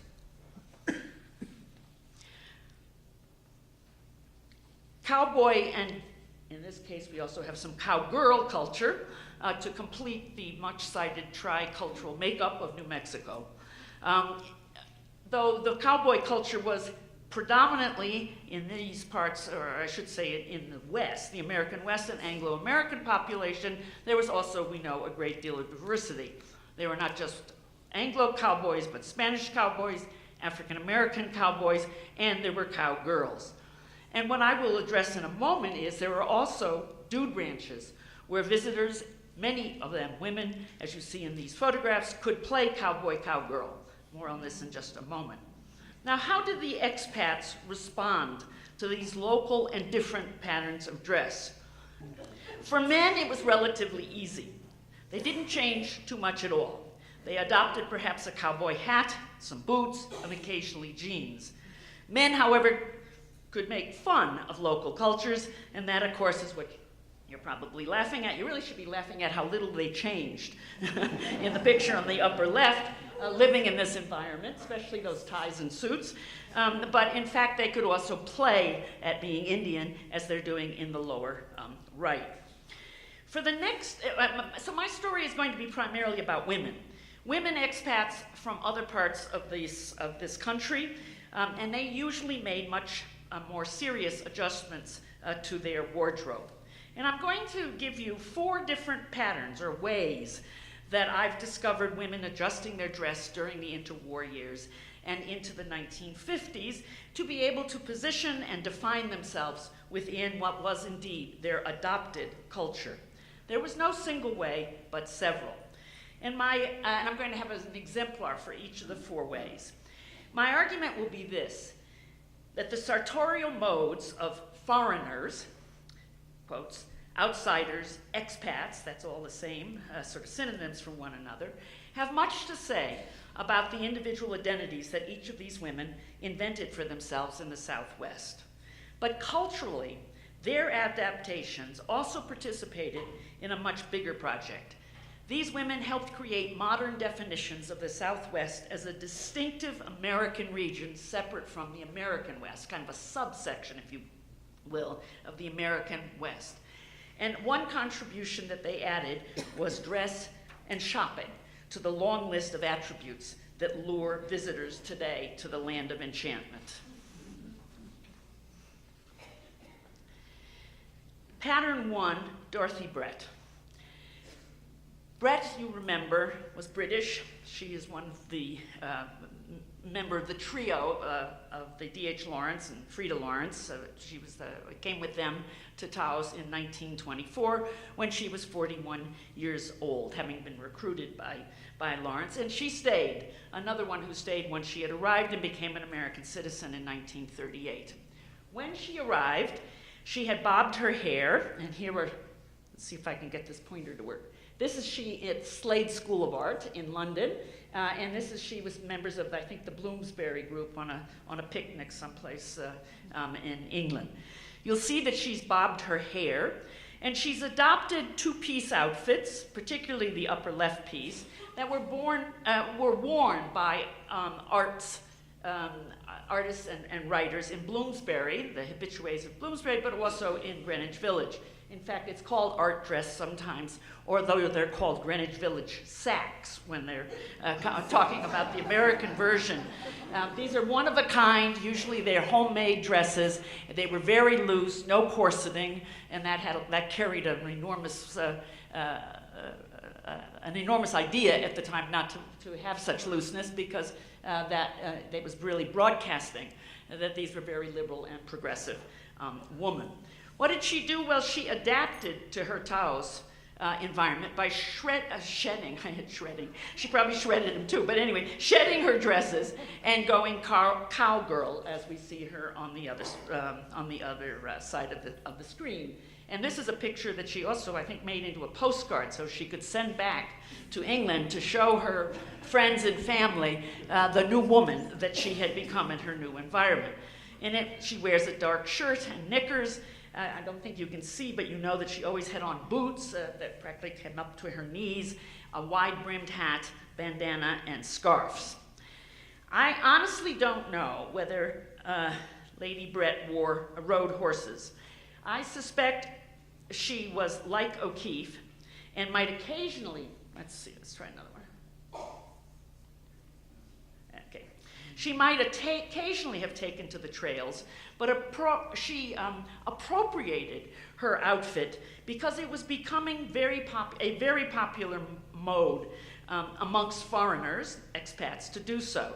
especially those that were staying long-term at dude ranches that had become a very big business. And here you see the famous Phoebe and Arthur Pack, who started Ghost Ranch as a very popular, and they were Pennsylvanians, and they made it very popular amongst East Coast visitors and tourists to come and spend part of or all of their summers here. Brett's dress, as well as that of Phoebe and Arthur Pack, were part of a general trend to make cowboy culture attractive, authentically American, and marketable. In the 1920s and 30s, dude ranches were immensely popular vacation destinations, especially for East and West Coast urbanites, lured by the promise of healthy air, timeless landscapes, and the thrill and exercise of riding the range on horseback and camping in the backcountry. They, needless to say, did not herd cattle or do anything that was actually functionally helping the business of running a ranch. Dude ranches were so fashionable, the New Yorker ran cartoons of city folks gone Western, and magazines offered advice telling women how to pack for ranch vacations. In 1934, the New Yorker instructed female readers to leave their dresses at home. Don't take a lot of clothes to a dude ranch. Sports clothes are the thing to wear to parties, and you can buy anything you need in the towns, local towns, end quote. The magazine didn't say exactly what it meant by everything else, but if there had been a list, it would have included Levi jeans for ladies, which came out in about 1934-35. Otherwise, prior to that, you would have been wearing male jeans, but these were specially designed for women in the mid-30s. They would also be looking for long-sleeve denim and checkered shirts, bandana scarves, wide-brimmed hats, and cowboy boots, all which were very available locally, but not yet in Manhattan department stores. These clothes made up what Vogue magazine called Western chic. And here's my example of Western chic, yes. And this is a priceless image, much published, so most of you in this audience may know of it, of Alice Corbin, the writer and poet, and her husband William Henderson, the artist and architect, who lived in Santa Fe since 1916, and they really epitomize what Vogue magazine was calling Western chic. Without spending any time here, just let us count the many clues that tell us that these two never rounded up cattle. Starting with their well-starched and ironed white shirts and Alice's skirt below the knee. And also there's a lack of dust anywhere, which also suggests that maybe this was even just a costume put up for a photographer and a picture for family and friends. Now, Western chic nicely segues to what I would call assimilation style number 2. And using Millicent Rogers as my exemplar. This style was to make local dress stylish and glamorous, but also I want to underline by putting together pieces from different traditions, from the cowboy tradition, from the Pueblo traditions and Hispanic traditions, and render them kind of gamished as a style all its own. We could call it Southwestern high style, or I think if we used the term that's often used for architecture, the Santa Fe style, we could use it similarly to describe a clothing style. Now, Rogers, you remember, was the heiress to the Standard Oil fortune, a socialite, a wealthy woman, but also a very creative woman in the fashion world, and was nationally recognized as a trendsetter and often pictured on the pages of Vogue and Harper's Bazaar before she came to Taos. She was a notable patron of the designer Charles James, and you may have had the good fortune of seeing a wonderful exhibition of his ball gowns at the Metropolitan Museum last year. And I think there were at least 4 of Millicent's gowns that he had made for her that were in the exhibition. When Rogers came to Taos to live full-time, she brought her style consciousness with her. And she came, let's say, looking more or less like the picture on the right, and left looking like the picture, on the left, and and post-Taos, you have the picture on the right. She immediately, of course, began to put together her major collection of Native American everything, but most particularly in this case applicable is her jewelry collection. And she would accessorize, as you see her doing in the right, her urban stylishness and thin figure with many pieces from her jewelry collection, not just one cuff or one pin, but many bracelets on each arm, a necklace with a Christian cross, an 8-pointed star brooch, which was a non-native piece, many rings on her manicured fingers. This is not a less is more aesthetic, but it's a more is more aesthetic. But she did it with grand style. Her other regional touches, and I am trying to describe this picture right here. You see the many, she didn't wear one bracelet, but many with cuffs. Let's see, I'm not getting the light here. Here we go. But notice also that this is really a bandana, except it just happens to be in silk and pink. But that's a bit of a touch from a cowboy wardrobe, as is the leather belt that she's wearing with her haute couture skirt and blouse. That blouse has the most pumped up sleeves imaginable, and it's quite an amazing composition. Not finding any off-the-rack clothing that interested her, and being someone anyways who wore customized clothing, Millicent went to work designing her own patterns for broomstick skirts and velvet blouses, putting them together with concha belts and moccasins on her feet. And you can see the moccasins, I think, in this picture that's in the upper right here. She may be wearing them also here. And Lois tells me she's in Tony Luhan's house, is that right? Doing her dyeing of either a blouse or a skirt, but she's wearing a velvet top with then one of the broomstick skirts. So what her response, and this would be my second kind of response then, was to take the colors, the fabrics, the shoe wear, the jewelry that she found locally, and then re-engineer them into a fashion that was transportable and could be copied by others. She was not by any means a purist with any one particular tradition, but a mélangiste, I'll call her. She combined diverse elements from local traditions, some Pueblo, some Hispanic, some cowgirl, and if you will, kind of mixed and matched them. The style she created was glamorous, not at all for roughing, or at least it doesn't seem to be for roughing, not at all the cowgirl model, nor for living much of the day out of doors, as do so many Southwesterners, nor for hiking, camping, and going horseback riding. Indeed, even in denim jeans, Roger looked put together and dressed up, with her hair always appearing as if she had just come from the beauty parlor. And I don't know whether others of you have pictures, but I looked in vain to see if I could find her ever wearing a hat, because hats is something that all expats learned they had to have in this culture, but I'm not sure Millicent ever did. And it probably was because it would ruin that beautiful hairdo, so she refused the hat option. More than any other woman in my little talk here, she created a style that could be marketed, a design template from bits and pieces of regional dress, and made what we might call a pastiche out of them that was commercially saleable. It came to signify Southwest.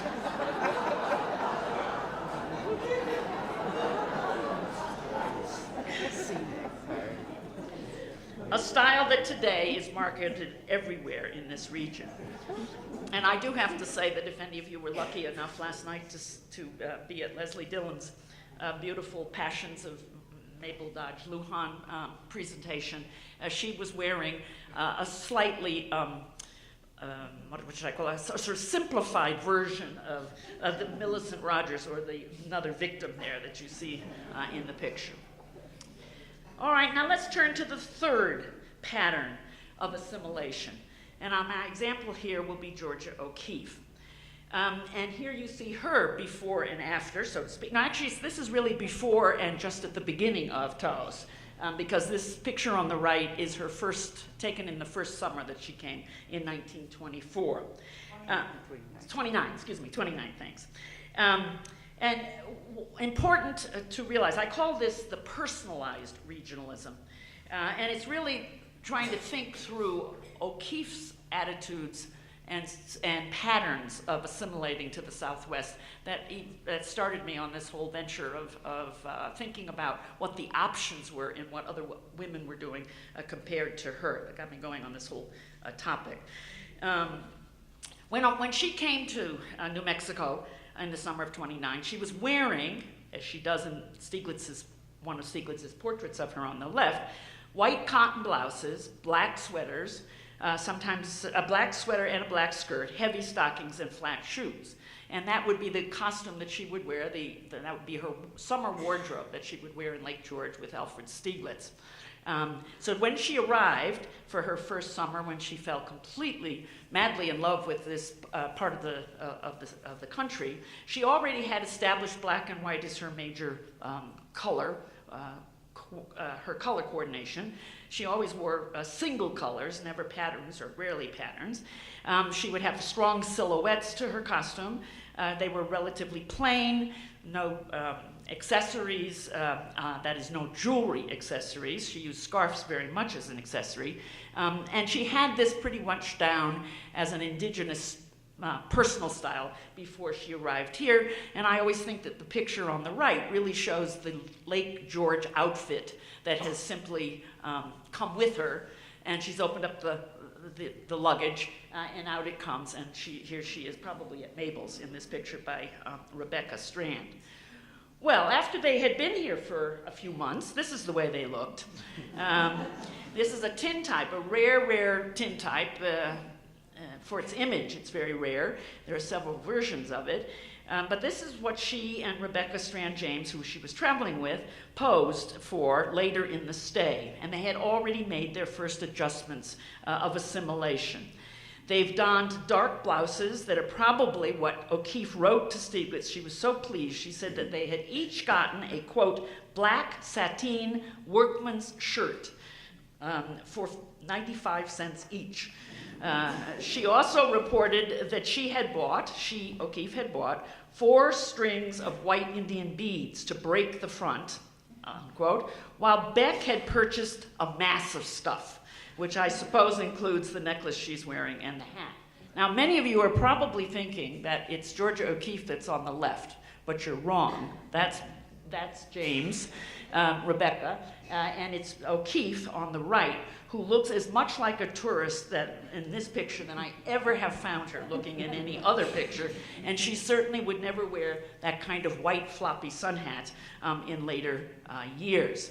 Each woman has also adopted, you notice, the Western style of wearing a scarf around her hair, under her hat, to protect from sun and dust. O'Keeffe now then began a pattern of coming nearly every summer to Ghost Ranch and slowly altered her East Coast summer look. First, she assimilated the basics of the cowgirl mode: blue jeans, long sleeve shirts, boots, sneakers, leather jacket, brimmed hat, but she rigorously avoided the extremes of what we might call Western chic. There were no fringe to her skirts or suede jackets, no spurs, no cowboy boots, no studded leather belt, and if she wore a bandana, it was to engulf her head and cover her hair, but never worn rancher style around her neck. She did not favor the North American style of stiff cowboy hats that dude ranchers commonly acquired, but chose rather the gaucho hat worn by South and Central American cowboys and then imported into the American West. She was drawn as a modernist to the hat's elementary geometries, a solid cylinder mounted on a round, flat plane. And furthermore, it came in black, a nice black felt. O'Keeffe came to call blue jeans in a wonderful letter that she wrote once. She said, "Blue jeans, they're the costume of this country. I rather think they're our only national costume." For her, jeans, however, were intimately tied to this place, this region. When she went back to Lake George in New York at the end of each summer to spend the fall with Stieglitz at Lake George, she did not bring her Western clothes with her. She never wore denim for Stieglitz's portrait project, and you know that's some 300 pictures. Of the 300 pictures, only once is she in a pair of pants, and they're more like a pair of trousers, black trousers. O'Keeffe's attitude toward jeans was common amongst women of her generation. Hard as it may be for us to believe today, denim was not considered acceptable dress for urban women in the 1930s and 40s. It was a lowbrow fabric, suitable for cowboys, farmhands, factory workers, but not for ladies unless they were going Western and roughing it in the out of doors. Only after World War II did denim finally begin to shed its working class origins and become an all-American and eventually an international form of dress. O'Keeffe's jeans, even in the later years, she never wore for photographers. They always remained, and she had several pairs, but they always remained her work and hiking clothes, and not something, they went with the desert, but not with the streets of New York. When O'Keeffe moved to New Mexico for good in 1949 and became a true expat, she created a new wardrobe keyed to the landscape and traditional dress at Abbey Q and Ghost Ranch. She styled a regional outfit that, unlike jeans, she would wear in front of cameras and in public spaces. It's a very long story, and I'll be telling it fully in my next big project. But let me just say that she she came to favor the dress that she's wearing here on the left. We call it a wrap dress, because she could put it on easily, wrap it around herself. It was something like a short kimono, but it had a fuller skirt, fitted sleeves, and she would wear it with her Hector Aguilar Mexican belt. She had a couple of dozen of these wrap dresses, all of them in solid colors, but not necessarily all black. Many of them were. And for more than 20 years, it became a uniform, as you see in the beautiful Vaccaro photograph on the other side. For many, not all of them, but for many of the photographers who came to make a portrait of her. She would wear black for winter, black for cooler weathers, and then when it was very hot, she also had white ones, as you see the white here, for summer. This, too, was a regional costume. Just as she did not bring jeans back to the East Coast, she did not wear her wrap dresses when she traveled. She had town clothes, she called them, for New York and other cities, and they generally were skirted suits. O'Keeffe's wrap dresses, worn, accessorized with hats and scarf, that covered her head, evoked multiple associations with the Southwest and its diverse cultures, and including many of those that we associate with the Catholic Church. But she was very personal and subtle in her referencing. Her use of a monochromatic design, all black or all white, and her frequent wrapping of her head, as she does there in the middle. She didn't imitate the robes and hoods associated with Catholic priests and nuns, nor the wearing of shawls and blankets that Hispanic and Native women traditionally wore, but she evoked them in a number of ways with this particular dress that drew upon and was so comfortably placed in a desert setting. And I don't have time to go into it, but I'm showing you the various traditions that she's relating herself to without actually mimicking any one of them. I've had to throw in Mother Teresa because it just represents the church so well, but in fact, up here, right here, this is actually Ghost Ranch, and these are nuns that are visiting O'Keeffe in her home, and she had good and strong relationships with both priests and nuns in the Abbey Q and Ghost Ranch area. Increasingly in her late years, she was referred to by critics in the press as St. Georgia, or St. Georgia in the desert. And when David Bradley, a Santa Fe artist, made this wonderful portrait of her, he's made others, but this is, I believe, his first, he made obvious and humorous references to what in her dress was subtle and understated, all her own style and invention. And of course, he's parodying also Whistler's mother, besides making her into this nun-like image in the desert. Well, this brings me to my fourth and last style of assimilation. And in this case, Mabel is my exemplar. This is the style that I call resistance.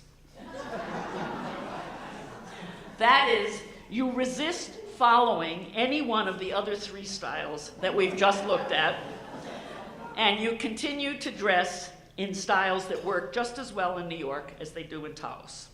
You don't create a style of clothes adapted to place and prevailing cultures. And who is our best example for today, anyway?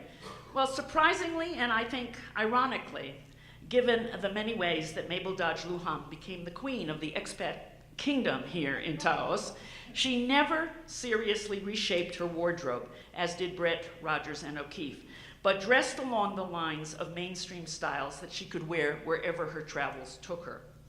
She once, and everybody will probably be thinking of this, she once wrapped herself up in a native-made blanket for a photographer, and we know she wore Indian jewelry, and she made obvious adaptations to weather. She wore more cottons, she wore looser clothing, and she wore hats, as she is in the lower right, with small brims. But she did not fundamentally rework her wardrobe other than to follow some of the stylistic tendencies that were prevalent in mainstream culture. As far as I know from looking at the pictures, and I used Lois as my authority, she never wore denim.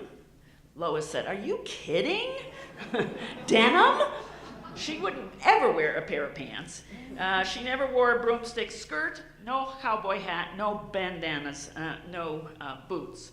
She came to Taos with her very, very severe bobbed hair, which was definitely the mark of a modern urban woman, and she continued to bob it with straight bangs across and did not tie it up in scarves or cover it with a cowgirl hat. Mabel's style, and it is this fourth model, is not exclusive to Mabel at all, and this is something I hope we might discuss afterwards. Many expats followed her. She's not exclusive, she's not strange, she is in fact quite regular as a fourth model. It maintains differences. It identified her as the expat she was, a non-local, a national, maybe even a globalist, we would say today, but she did not dress regionalist. It expressed her independence from place, her mobility rather than her rootedness, her mainstream contemporaneity rather than local traditions. Luhan traveled, we know, a great deal, and her wardrobe was exportable, suitable for wherever she was going, West Coast, East Coast. Unlike O'Keeffe, who had two wardrobes, a regional one for New Mexico and a non-regional set of suits for New York City, Luhan had but one, a woman of the world, not of the Southwest. I find Mabel's sartorial independence particularly powerful in that she was married to Tony Luhan, who, as we all know, always braided his hair and dressed in traditional Pueblo male costume or dress, everyday dress. They were in an interracial marriage, but neither he nor she ever felt the necessity of erasing his or her ethnicity. This can be interpreted in many ways, but in the context of this talk, it represents Mabel's comfort in maintaining an identity of otherness as an expat and her willful independence as a woman. In conclusion, we've looked at 4 expat models: cowgirl, Southwest pastiche, personal, resistance, each one asserting a different kind of identity and suggesting a diversity amongst Anglo expats, just as there was diversity with the traditional cultures that have been here for centuries. Collectively, the dialogue that these women expats had with their new environs contributed to a much bigger cultural dynamic of the first half of the 20th century. We might call that building the regional brand. In their sensitivity to the peoples and cultures of this region, they contributed to the construct of the Southwest as a region with its own special character, traditions, and wonders, a project that the Santa Fe Railroad had begun in the late 19th century and was still propagating into the 20th. In figuring out how to dress in this climate and cultural mix, these women accentuated what they, as foreigners coming as they were from elsewhere, perceived as special, as native to this place. What to locals was their natural and customary dress, expats found strange but often desirable. As they struggled to adapt their dress to this new environment, with the exception of the resistance model, they called out aspects of local and ethnic dress that appealed to them, blurring the edges and the purity of traditions that they had not grown up in. Their work was to make clothes part of what defines New Mexico today as the land of enchantment. They helped to create that identity, but they also helped to sell it. As outsiders who chose to make new adult lives in New Mexico, their sartorial responses to place, their appropriations, their reworkings, their exploitations, modeled for other women outsiders what has become today one of the Southwest's best selling points. Come here and shop for clothes.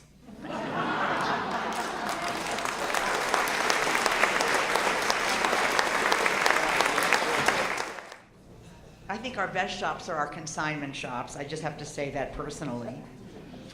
Bill Anthes will be speaking on making an art world in Indian country and talking about expatriates in a slightly different way that is relatively new and absolutely fascinating. He is professor in the art field group at Pitzer College at Claremont, California. He has authored Native Moderns, American Indian Painting, 1940 to 1960, a book that greatly influenced both MaLin and myself in our writing and exhibition planning, and most recently, Edgar Heap of Birds. His essays and reviews have been published in American Indian Quarterly, where he serves on the editorial board, Art Journal, Journal of the West, and Visual Anthropology Review. Please welcome Bill Anthes. Thank you, Lois, for that introduction. It's really great to be back in New Mexico. Thank also you, Lois, and MaLin for the invitation to be part of this symposium, although I have to say I'm not sure what it is to be asked to follow Wanda. And I also want to thank everyone at the Harwood Museum who's been so great in making arrangements, and the staff here at the Auditorium who've helped us pull this program together. So when Mabel Stern arrived in New Mexico, in response to the urging of her then husband Maurice, she stepped into a landscape of great antiquity. But New Mexico, and Indian country more broadly, was already in the midst of momentous change. Stern, soon to be Mabel Luhan, and her generation of seekers, advocates, activists, and artists would play an important role in that change as they forged a uniquely American modernism, as the Harwood exhibition and today's symposium make clear. I'll focus in my talk today on the Native American people who also participated with Mabel Dodge Luhan and company in that important moment, which remains in many ways an unfinished project.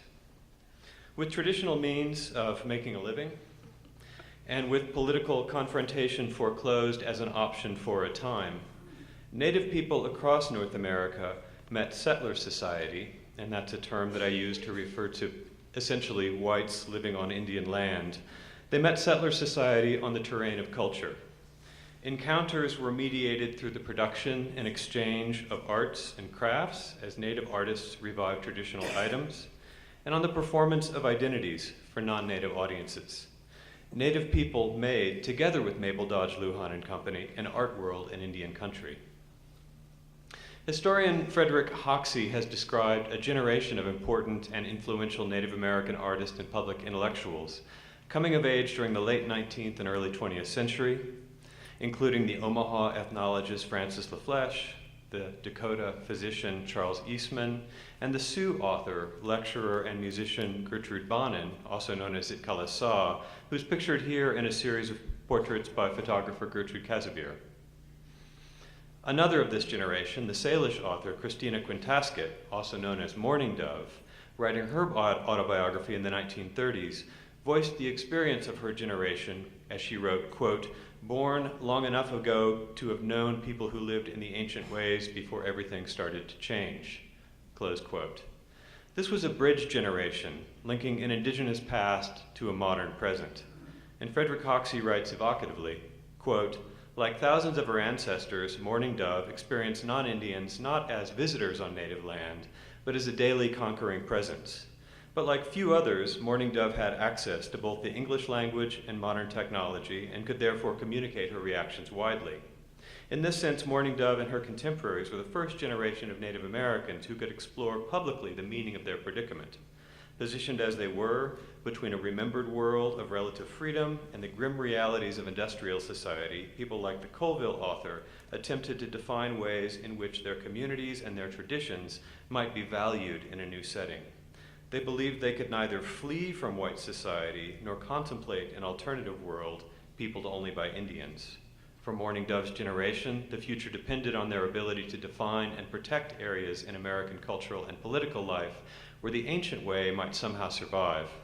Their efforts in the years between 1900 and 1930, which engaged them in fields as various as literature, anthropology, art, religion, and politics, were Native American journeys of discovery, journeys devoted to the search for a new home in a captured land. Close quote. Now, we tend to think of modernism as a European-American project, as innovations in Paris, New York, and other art world centers send ripples into the hinterland, such as New Mexico. But those hinterlands were intercultural contact zones, sites in which an American modernism was made, as native and settler met across shrinking distances and shrinking frontiers. We might also tend to think of Maple Dodge Luhan and Company as the only modernists in the story, the primary actors. But it's important to keep in mind that Maple Dodge Luhan's cohort of seekers, advocates, artists, and activists was itself a diverse lot. I'm reminded that political philosopher Marshall Berman offered a generous definition of modernism, one that is capacious enough to embrace all the diverse actors in Maple Dodge Luhan's company, not just the old Anglo-American elite, but women and men, sexual nonconformists, immigrants, and natives, all jostling to find footing in a changing world. As Berman wrote, modernism is, quote, any attempt by modern men and women to become subjects as well as objects of modernization, to get a grip on the modern world and make themselves home in it, end quote. We can see this in the intercultural art world of the Southwest that came into being as Maple Dodge Luhan was establishing herself in her Taos compound. Pueblo women and men, in collaboration with newly arrived ethnologists and archaeologists, laid the groundwork for a modern pottery revival, refining and marketing ancient prototypes, refashioning them as intercultural aesthetic commodities for eager new audiences. The Hopi Tewa painter Nampeo became one of the first widely known Native artists, despite the fact that she never signed her work, initially making copies of ancestral ceramics excavated at sites in northeastern Arizona. Julian Martinez of San Ildefonso Pueblo worked as a laborer for an excavation on the Pajarito Plateau near present-day Los Alamos, New Mexico, and Bandelier National Monument. Like Nampeo, Julian and his wife Maria produced replicas of ancestral ceramics for research and study by ethnologists and archaeologists, and subsequently revived and refined ancient techniques, producing the beautiful polished blackwares for which they are famous. In doing so, they became participants in a new economy, as Native American art and culture became commodities in a global marketplace. Maria came to understand the new scene quickly, embracing an identity as an artist and signing her pots Maria of San Ildefonso, beginning in the late 1920s. She was aware of the added value of her signature. She also sometimes signed pots made by her female relatives on the Pueblo to increase their allure in the vibrant market for Native American artworks. Becoming part of an emerging art world afforded some economic independence for those individuals and communities who possessed skill and a tradition to market, or who were well placed to avail themselves of the influx of tourism following the new rail lines and highways, as did the Pueblos of New Mexico and Arizona. But of course, the modern market in art and culture was a double-edged sword for Native communities. As Marshall Berman again writes, quote, to be modern is to find ourselves in an environment that promises us adventure, power, joy, growth, transformations of ourselves and the world, and at the same time threatens to destroy everything we have, everything we know, everything we are. Pueblo artists began making drawings on paper in the years just before Maple Dodge's arrival. Julian Martinez's cousin, Crescencio, made drawings as a sort of autoethnographic document, and by autoethnography I refer to the fact that these were made not essentially as artworks, but as research materials for ethnologists, such as Edgar Lee Hewitt, who was the founder of the School of American Research and the Museum of New Mexico, and he had initially engaged Crescencio to make a set of drawings that depicted all of the costume dancers of the Pueblo ceremonial cycle. These works, and we call them artworks now, were a novel form, visual representations of what would normally have been lived or performed in the context of a local community, now presented as an image for the consumption of non-Pueblo people. It's perhaps most apparent when we consider drawings like these that the modern market in art and culture was a fraught place. Native arts function and signify within a complex cultural context.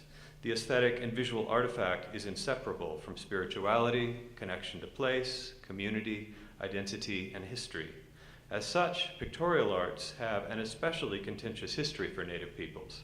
When images have become estranged from their context, they sometimes circulate promiscuously, revealing sensitive information, secularizing sacred practices, and serving as an aid to the objectification, exoticization, and monetization of Native cultures.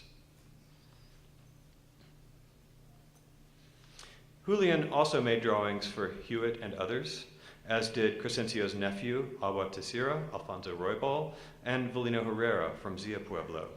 These artists, along with Fred Caboti and Otis Polelonema, and the rare woman artist Tonita Peña, and others, created the basis of a modern Southwestern Indian style.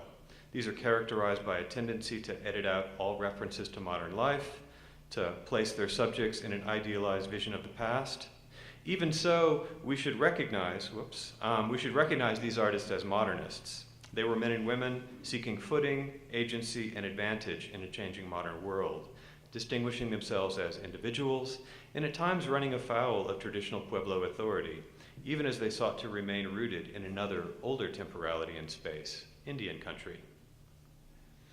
Agua Teixeira, or Alfonso Roybal, who would benefit from the patronage of Mabel Dodge Luhan, navigated these challenges and developed evasive visual strategies that art historian Sasha Scott has described in terms of their silences, and we might think of the blank backgrounds in terms of silences, and omissions, misdirections, and codings, and masked representations that allowed his artwork, stylized and hybridized with international Art Deco, to traffic in images of Pueblo culture, but withhold privileged or esoteric knowledge.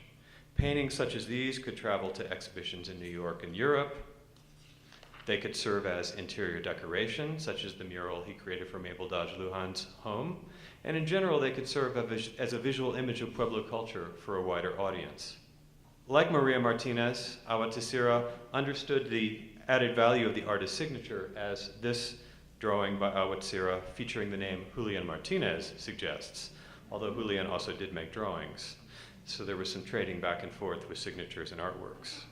Notions of the artist and the artwork as such, and arts for art's sakes, are of course not indigenous or Pueblo concepts, but we see Agua Teixeira and his generation engaging with them for the first time, and with savvy at this time.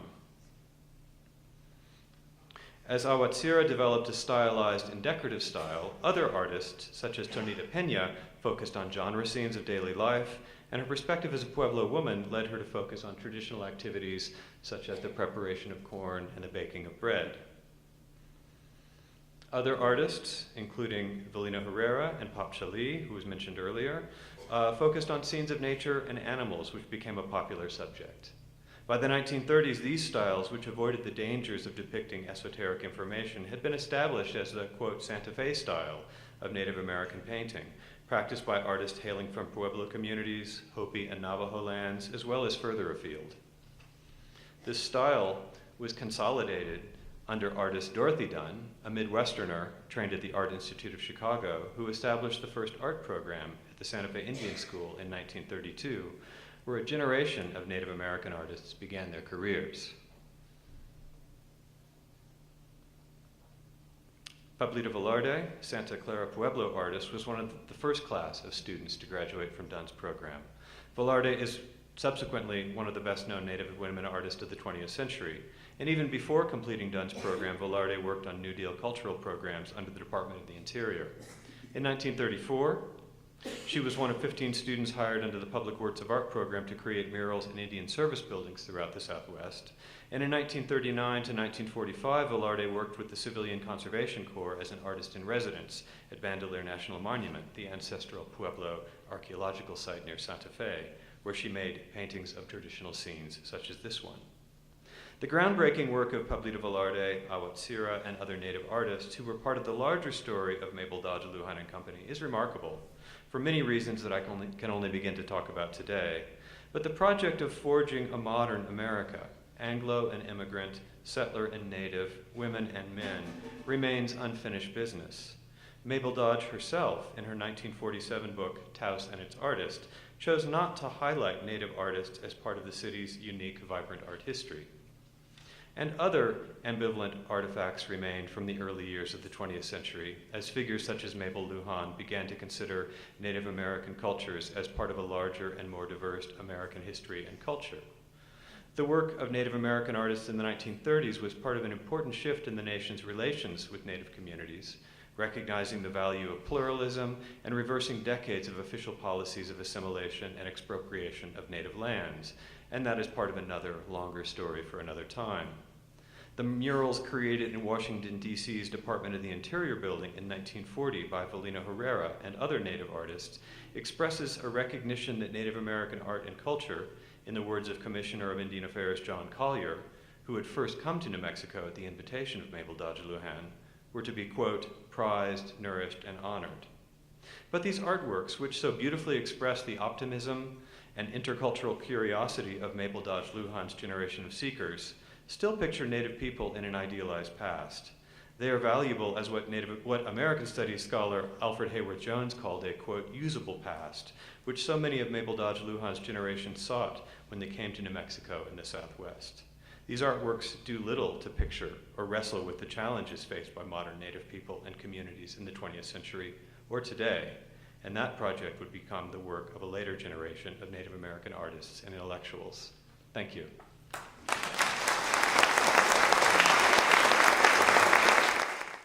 Our last but absolutely not least speaker is Carmella Padilla. The title of her talk is Anglo Appropriation of Hispano Art and Culture in New Mexico, and she indeed will be wrestling with those issues that Bill Anthes mentioned at the end of his talk. Carmella is a Santa Fe author and journalist who writes about the intersections of art, culture, and history in New Mexico and beyond. She recently co-edited A Red Like No Other, How Cochineal Colored the World, one of the most magnificent exhibitions at the International Folk Art Museum in Santa Fe, in my memory. Her other books include The Work of Art, Folk Artists in the 21st Century, El Rancho de las Golondrinas, Living History in New Mexico's La Cienega Valley, and Low and Slow Low Riding in New Mexico. Padilla is a recipient of the New Mexico Governor's Award for Excellence in the Art, the state's highest artistic honor. Please join me in welcoming Carmella. Good afternoon, everybody, and thank you for being here. Thank you, Lois, MaLin, the Harwood Museum, for having me here today and for inviting me to be part of this really wonderful exhibition and book project, which I was asked to contribute to. I'm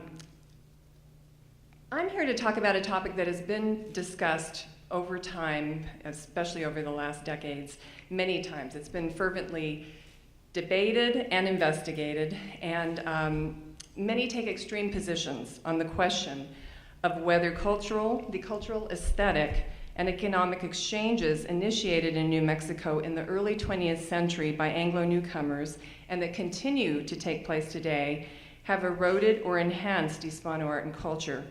And when I say people get passionate, I have at least one knowledge of one incident in which this inspired a raucous bar brawl when this issue was under discussion. To be sure, the question is complex and multi-layered, and so is the answer, if in fact there is one answer. In the brief time allotted, I'm going to do my best to hit on some of the points and historical events that are worth considering.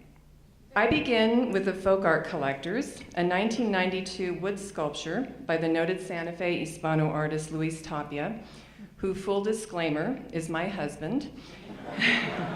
Even if he weren't, I would be showing this work. I'm sorry for my bad PowerPoint skills. Although the piece is considered contemporary today, it's a relevant place from which to look back on the state's history of Hispano appropriation. Why? Because it gives shape to 4 questions that are central to our discussion. 1, the question of ownership of Hispano art, in this case, religious art. 2, the question of cultural identity in relation to the art. 3, the question of commerce as a means of valuing the art. And 4, perhaps most important, the question of whether there is an appropriate means of appropriation. Here, in a kind of reverse appropriation, Tapia made a bulto out of the image of 2 particularly patronizing Anglo-bulto collectors with whom he had a series of negative experiences. In response, he interpreted their cultural image from his position in the exchange. He then moved that image into the marketplace on his own terms. There's a really wonderful story behind that. It's too long to go into now, but hopefully you'll read about it in the book, in the exhibition book. So to fully understand how an artist like Tapia got to this place, we have to go back in time a bit. And I'm hoping that we can go back in time to 1925, the year that Santa Fe artist John Sloan created this etching to illustrate the tensions that were already taking place between Anglo tourists and indigenous artists as a result of the city's fervent efforts to make cultural tourism an economic driver in the state, in Santa Fe in particular, but also statewide. By then, the artist colonies in Santa Fe and Taos were in full swing, and several cultural initiatives were underway to draw tourists to the region and to support, quote, local artists. But beyond the Anglo newcomer artists, who were the local artists? Pueblo and Hispano artists had traditionally created art for their own communities, but they did not consider themselves as artists per se. Indeed, most of their art was functional. There was beautiful decorative art, but many of their art forms were functional at the time. They did not have experience with creating art for an outside collector's market. They certainly weren't consulted about how these new cultural initiatives would impact their communities, yet by default, they were the central players. Here, Sloan depicts a tourist, identified by what was no doubt her newly purchased concha belt, which is a theme we've been talking about today. The tourist is engaged in the purchase of a pot from a Pueblo woman. The blatant clash of cultural identities is fairly clear here, and so is the economic pressure of the situation, as the Sloan shows us that this potter has a family to support. Meanwhile, in Taos, Mabel Dodge Luhan has been working since 1918 to promote northern New Mexico as a creative utopia for modernist artists. She believed the modernists could create a less Eurocentric and more authentically American brand of modernism by being exposed to the region's indigenous cultures. Part of Mabel's strategy was to promote local indigenous art forms as integral to America's cultural heritage, which of course they were and are. Yet from the beginning, she makes a very clear distinction between her Indian and Hispano neighbors. In her autobiography, Edge of Taos Desert, she describes the Pueblo peoples as, quote, real, deep, and full of wisdom and experience. On the other hand, she characterizes the local Hispanos as, quote, a sad lot who are in resignation of defeat. She goes so far as to change the J in her last name when she marries Tony Luhan to an H. That was a very symbolic gesture for a variety of reasons, and I'm not sure that anybody has really explored that in depth. I would like to look at that a little deeper at some point. Why does she do this? Presumably she does it to make her last name Luhan perhaps more easily pronounceable to her Anglo friends or to people who were reading her byline in various publications. But I'm thinking that she does it more so to disassociate herself from the Hispano history of the region. Even though, ironically, Tony never changed the J in his name. So that's a really interesting dynamic she's setting up here, but it's a statement that begs more investigation, I believe. Still, Mabel couldn't deny the spiritual and artistic triumph of the Hispano's centuries-old handmade santos. In a 1925 article for the Arts magazine titled The Santos of New Mexico, she wrote one of the most beautiful descriptions of santos I've ever read, calling them the impulse of the soul to picture itself into release. Beautiful, absolutely beautiful. But then her words got controversial. As we know, Mabel was a font of contradictions. She says this, and in probably 3 paragraphs later, she does not do anything to acknowledge the Santos as timeless expressions of a complex cultural history, a constant cultural presence, and a deeply rooted faith. Instead, she casts the Santos as static representations of a dying or already dead culture, and worse, as, quote, the products of a most cruelly inclined race of men. So we see the dichotomy here. To promote the Santos as valuable and valid artistic expressions was a positive contribution, but she did nothing to promote a positive image of Hispano saint makers as spiritual leaders of their communities on the national stage. By the time she wrote this article, Mabel had amassed a large collection of santos, many made by master santeros of the 19th century, including this image that you saw earlier by Jose Rafael Aragon, and I believe this was the first santo in her collection that was purchased for her by Maurice Stern when she was still married to Maurice. Pedro Antonio Fresquis was another santero whose work she collected. So was Moyano. These 3 pieces that I've shown you are in the Harwood collection to this day, and some are in the exhibition, if not all of them are in the exhibition. All of them, okay, thank you. Initially, Mabel collected santos to decorate her home, as we see here in some images of some of her house interiors. It's kind of hard to see, but you see her house interiors. You see an image, I believe, of Guadalupe here. I believe there are probably some retablos on the side walls here. This is from a scrapbook of her house, and I guess influences or inspirations for her house. It's interesting, you see an interior of the Ranchos de Taos church here, suggesting that she took some of the architectural notes and probably some of the santos as notes for decor, home decor. By as early as 1919, she had collected enough santos to exhibit in New York. Promoting them as primitive, a then popular but now problematic term, she positioned the santos as collectible indigenous art, American art. In a very forward-thinking act in the mid-1920s, she gifted her 85-piece collection to the Harwood Museum, where they have been well preserved to the present day. Mabel credited artist Andrew Dasberg, one of the first modernists to come to Taos to visit her in 1918, with starting the Anglo market for santos. He sold many of them at the Spanish and Indian Trading Company in Santa Fe, where he lived for a time, to collectors who, like Mabel, installed them as home decor. Mabel wrote in her autobiography that Dasberg bought them for as little as $0.25 to $1.50. She added that he, quote, bullied the simple Mexicans into selling their saints, sometimes when they didn't want to.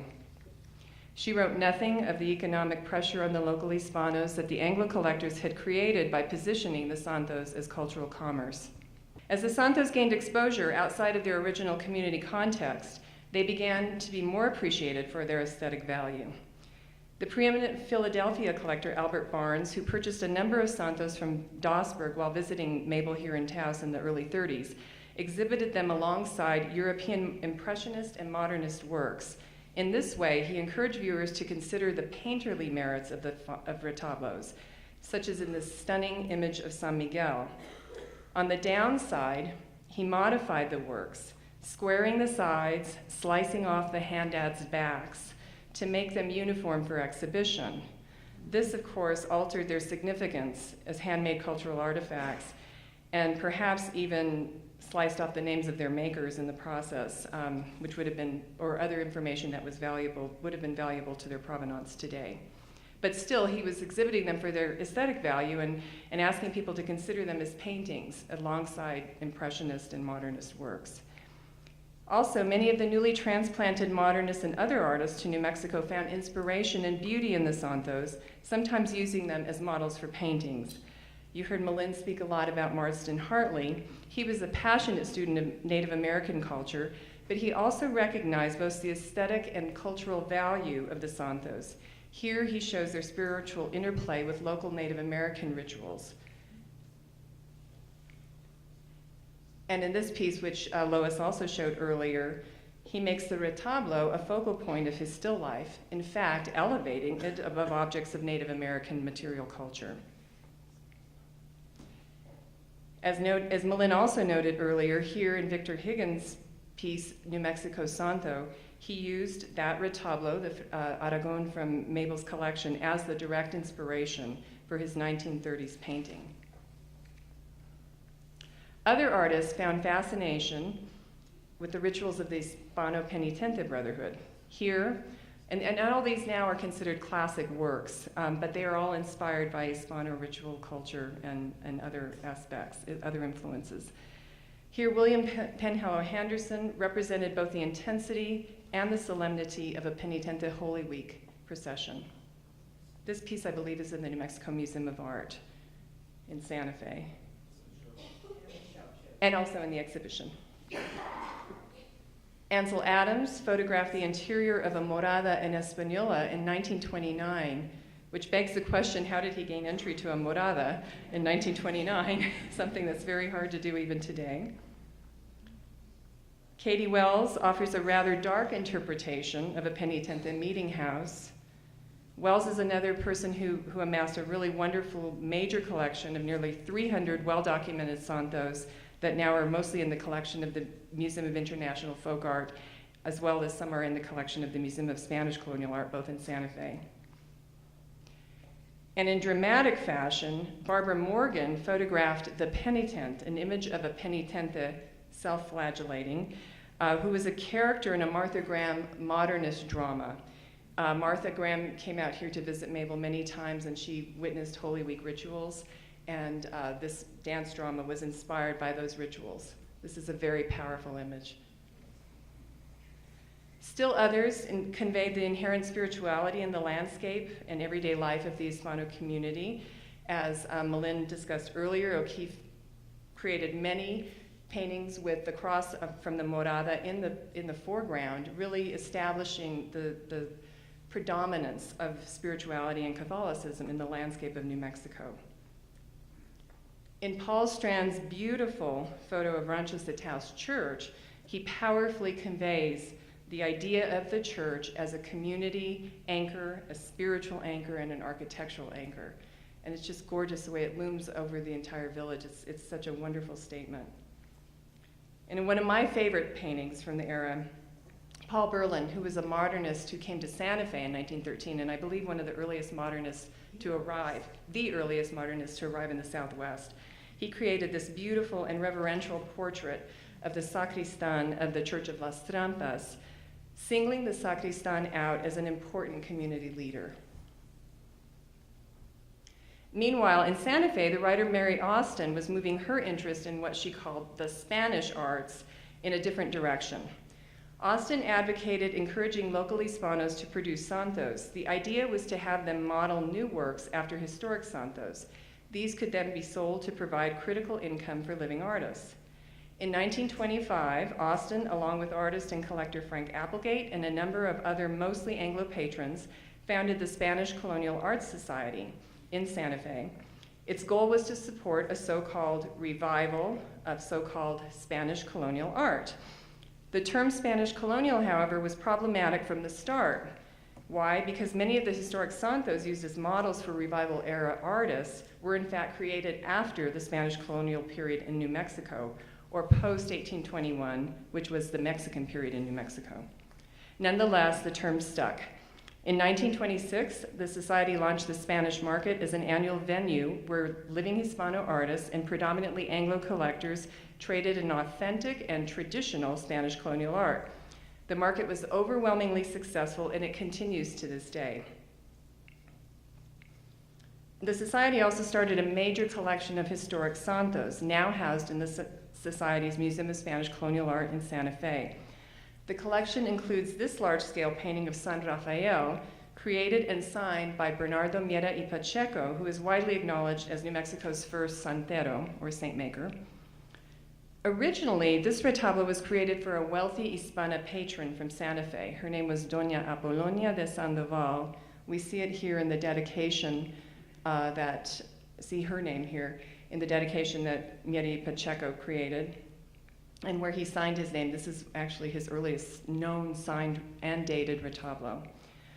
Today, it's a good example, however, of how ownership of priceless cultural artifacts was transferred from Hispano to Anglo hands during the revival period. Austen's intentions, of course, were altruistic, but also patronizing. She wrote that the movement's success depended on whether, quote, our unskilled Spanish-speaking labor could become skilled by the proper sort of teaching. Despite such masterful examples of Hispano artistry as this San Rafael and all the other retablos that you've seen earlier, the revival era artists were cast as the students in the new Anglo-Hispano market model. The Hispano tradition was reinvented, basically, by Anglo patrons who taught artists to make art to suit the marketplace. One of the most prominent examples of this reinvention is seen in the work of the master woodcarver José Dolores López of Córdoba, who entered Spanish market after meeting Applegate in Córdoba. By that time, López was already doing woodwork in his village, functional woodwork for himself, his family, and perhaps for his neighbors. He took that woodwork, that furniture, to the market, and it was painted, and the way that he painted it with house paints didn't appeal to market goers. So from that point on, he started to develop an unpainted style, and he developed a very original style of unpainted works distinguished by delicate chipped carved motifs. His new work steadily gained a following, especially after he began carving santos at Applegate's suggestion. This is an image of one of his most beautiful santos, and he became sort of a darling of the new Spanish market and of the revival. This particular image was taken of him by William Parkhurst.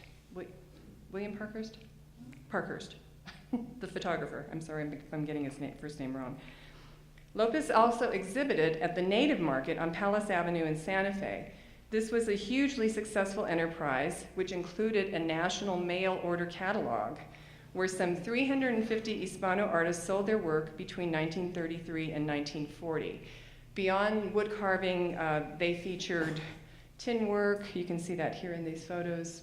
Tin work, textiles, artist demonstrations. You had people demonstrating their work.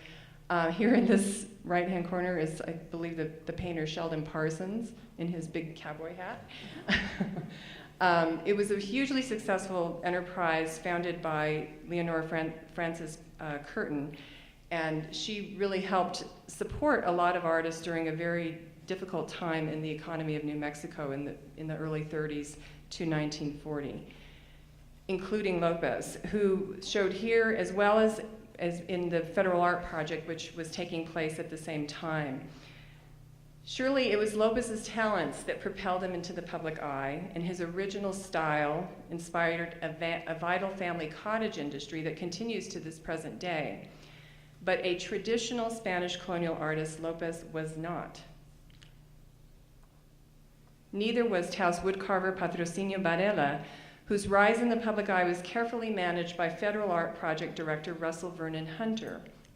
Between 1936 and 1944, Hunter promoted Varela on the national stage as an example of a modern primitive. Varela's highly stylized and abstracted secular and religious images gained high praise for their originality when they were shown at the Museum of Modern Art in an FAP exhibit in 1936. Varela, of Mexican descent, was the first Mexican-American to show at the Museum of Modern Art. He was such a sensation that the magazine, Time magazine, dubbed him its Discovery of the Year. Varela had little interest in replicating historic works, so he did create religious works in his own style, such as this powerful Penitente-inspired death cart, which is now in the Harwood collection and also in the Mabel exhibition. Perhaps more than any other New Mexican Hispano artist of the 20th century, Varela's work epitomized the ideals of the modernist agenda in New Mexico: folk regionalism, primitivism, and Pan-Americanism. Yet rather than being celebrated as an American modernist himself, as opposed to a modern primitive, which implies a somewhat lesser brand, he died poor and until fairly recently was largely forgotten. Which brings us back to Luis Tapia's folk art collectors. Tapia did a brief stint at Spanish Market in the early 1970s until his work was deemed too original, too contemporary, and too brightly painted to be traditional. And he and market organizers parted ways. It wasn't all that bad because he went on to forge his own pioneering works such as this, and works that defined the contemporary art Hispano experience for nobody but himself. The fact that today the folk art collectors is in a museum alongside priceless historic santos is partly owed to the legacy of Anglo patrons and collectors who have valued the New Mexico Hispano woodcarving tradition and other traditions as a valid expression in American art. The irony is that the folk art collectors lives in the Museum of Spanish Colonial Art, which I was involved in helping to create. I will say that up front. But all these years later, the term continues to typecast Hispano artists as regional and traditional, rather than as representatives of a continually evolving and living Hispano community. So I'm going to leave you with this quote, which was written by a New York Times editorial writer at the height of the Spanish colonial revival. He wrote, "One of the finest things about the New Order is the breaking down of racial antagonism." I wonder if an editorial writer would actually dare publish such an ill-informed declaration today, especially when living hundreds of miles away. But it does beg the question, did the so-called New Order really break down racial barriers? And did the revival of Hispano art and culture truly succeed? Thank you.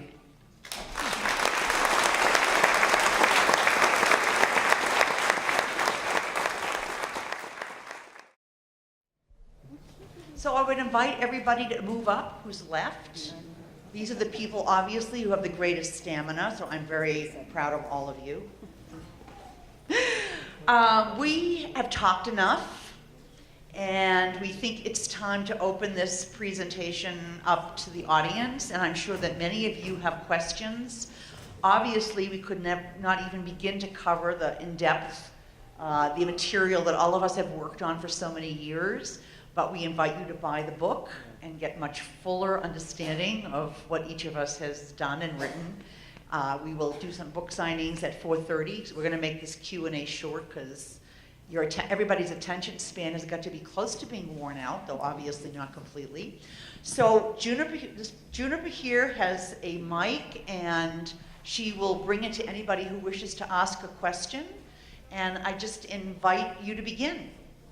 Okay. You mentioned. Where is this? Where are you? I'm sorry. Oh, sorry. Thank you. If you could stand, that would be great because we still have the light in our eyes. Okay. The mention of shadows and lenses, that's brand new to me, and shocking or something. It was brand new to me. Somebody who's looked at art for. So how far do we go back? 50 years. I assume we're talking then about Western art if we're talking about lenses. And how far back do we go? I mean, the Renaissance, they had shadows? Yes, well, they started using camera obscuras. Okay. And David Hockney has explored this a great deal. And I can recommend, there's a talk he did at the Getty on September 10th, 2015, so just last September. And you can play it online. Right. And it was really shocking. I know that he said this to the National Gallery director in London, and I had the same reaction. That can't be true. Absolutely not. Well, then the director of the National Gallery in London went to his own library and looked through book after book after book, and he called David back 3 days later and said, "You're right." So, this is, I say, hidden in plain sight from all of us art historians, we're just, but I have to say I was in Siena last year, and the stone murals on the floor there actually had shadows built into the stone translation. So I could, wow. Yeah, it's pretty exciting. Thank you. Yes, questions, comments? Hello. Hello. Thank you so much. This is for Lois, I think. I may be not so well informed, but I always thought of the hippie movement as sort of the triumph or a great moment for Native American culture and philosophy, and it continues on today with the environmental movement and so on. How big a part do you think Mabel played in Neil Cassidy and Ken Kesey and I bringing... think Mabel would have vomited Oh, over no. Neil Cassidy and Allen Ginsberg. I'm sorry to tell you that. All right, well, She would have found them way too outrageous. Certainly there were folks like that who had a presence here. There was, Black Mountain College was represented in so many artists and writers who came out here, like Peter Rabbit, who was founded the first commune in the West, Drop City in Southern California. I mean, I would say that she would have found hippies revolting because they smelled and they didn't bathe, and they were sexually open. She would have found that she would have known that that was offensive. They committed the same sin Mabel did, which is to passionately glom on to Native American culture and to choose gurus from Taos Pueblo and other pueblos and absolutely pay no attention, in fact, to just do things that were considered disgusting and criminal and immoral by the Hispano community, peeing in the rivers, not bathing, having open sex, taking food stamps when there were people who were really hungry, and they were doing it as a political statement. These were middle-class kids who could have afforded to have jobs and worked and whatever. They were white. So in some ways, I would say the hippie revolution was some of the worst of what Mabel and her friends brought here, because it was much cruder, and those who actually stayed and lasted here and built a life here from that generation were very few, but they kind of had to learn a whole other way of thinking and being and relating to the communities around them. It was also the time of the Chicano Revolution. Brown berets were coming through northern New Mexico.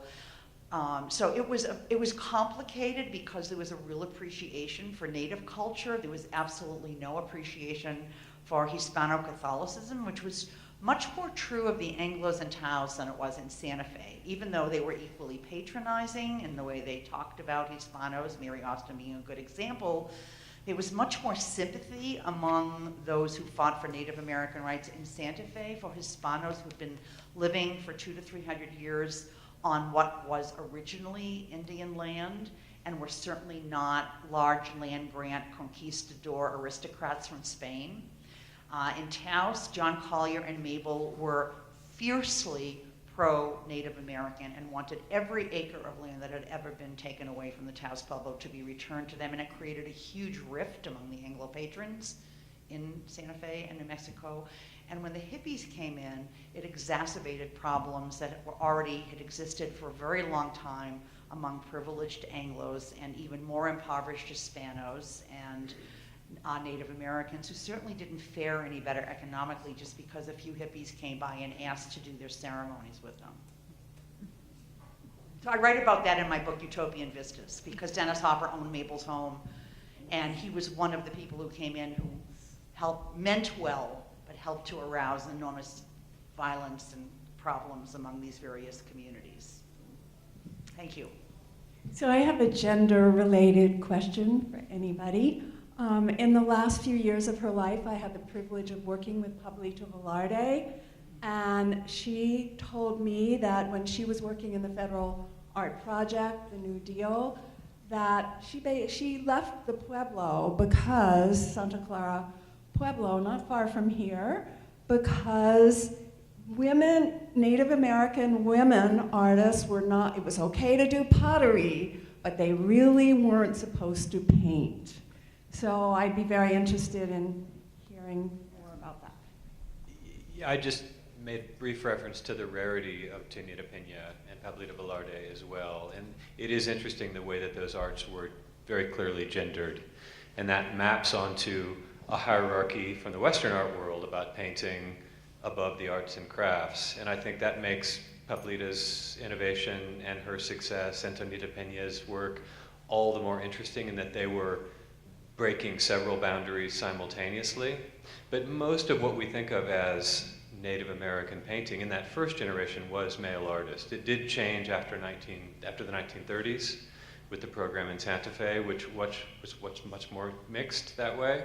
But I do think that she is to be recognized for kind of really breaking through that ceiling. But I'm not sure what more to say about it than what you already did. Other questions? Yes.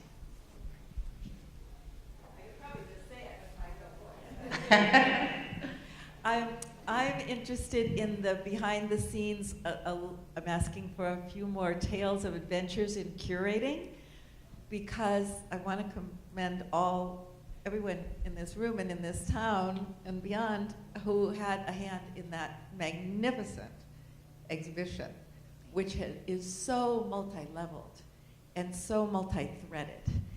But we learned that Jonathan Warmday's grandfather now has a name and came out of the basement in Chicago. And we learned that the magnificent Renaissance Lady Mabel also has an origin story. Are there a couple others that you can share? Sure. MaLin, share the one about the Brett. Oh, that wonderful Brett feather dance. I think I mentioned that was at the University of Texas Ransom Center.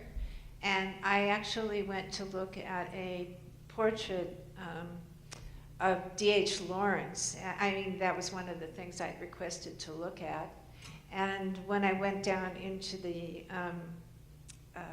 painting storage room, I kind of looked around the corner and I said, oh, well, this D.H. Lawrence portrait's pretty bland, and I don't think we'll use it. You know, I tried to get wonderful things for the exhibition, not bland painting.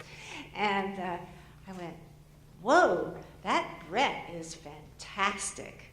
And it was the Brett that in the book Taos and Its Artists that Mabel wrote in 1947, Brett, there's a photograph by John Condelario of Brett standing with that painting. So I understood that Brett had valued that painting.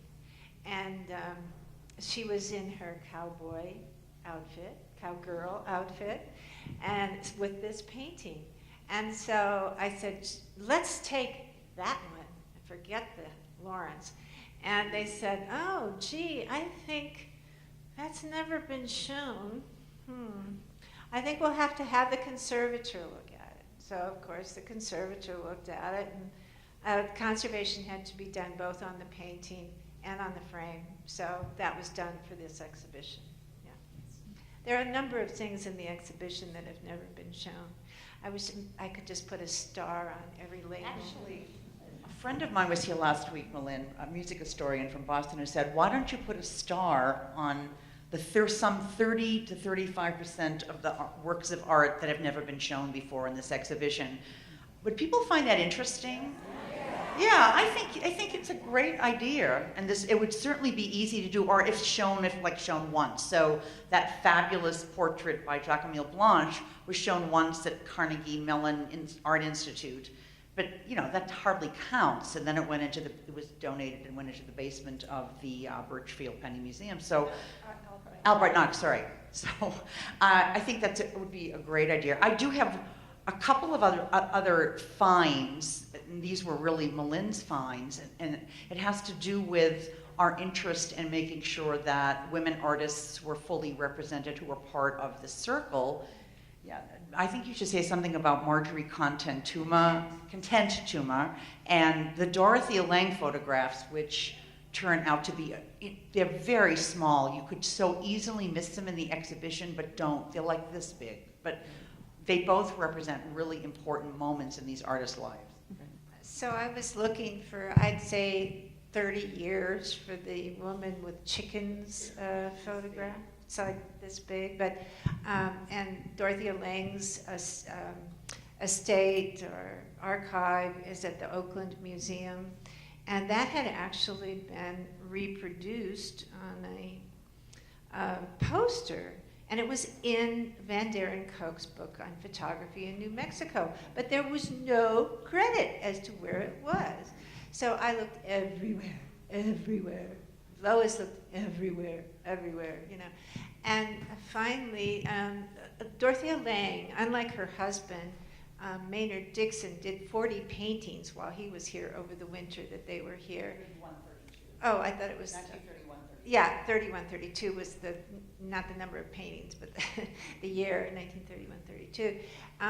And Dorothea Lange was the mother of their two children living in a house with a wood stove and having to do the laundry and make the meals. And Maurice would go off to his studio that Mabel had. Maynard had, but Mabel had given Maynard to work in. So anyway, she did very little photography here, but it really is a link between it breaks down her society studio portraits that she was doing in San Francisco and working with the people on the street. It's not exactly street photography, but it's everyday people. And that sort of started here and led into her famous WPA work. But it was really at the Getty who we contacted about one of her portraits I'd seen. That's in the Taos Girl, which is beautiful. And then they said they had the chickens. Oh, wow, the chickens. I've been looking for these chickens forever. There they were. Yes, they're walking up a ladder.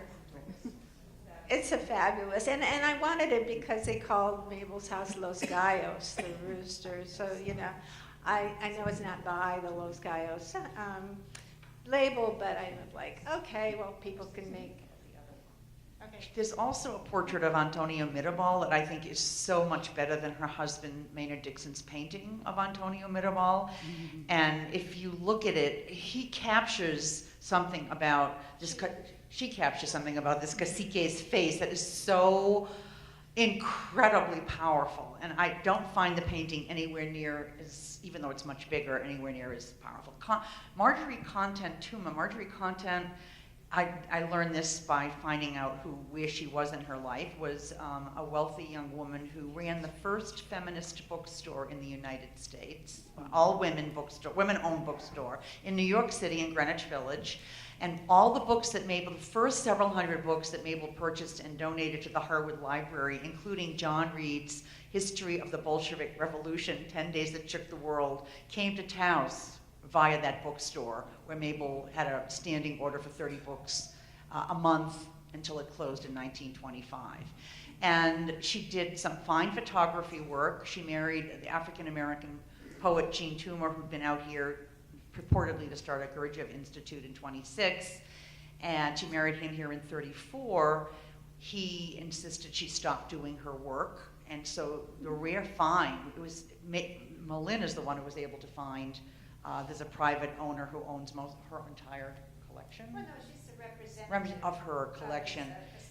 And she just did some extraordinary work while she was here, but again, nobody remembers Marjorie Content Toomer because her husband Gene said, "You're here to serve my needs, not do your own photography," kind of thing. Yeah. Oh yes, question. Yeah, I had a question. Okay. No fighting over the microphone, ladies. I got it.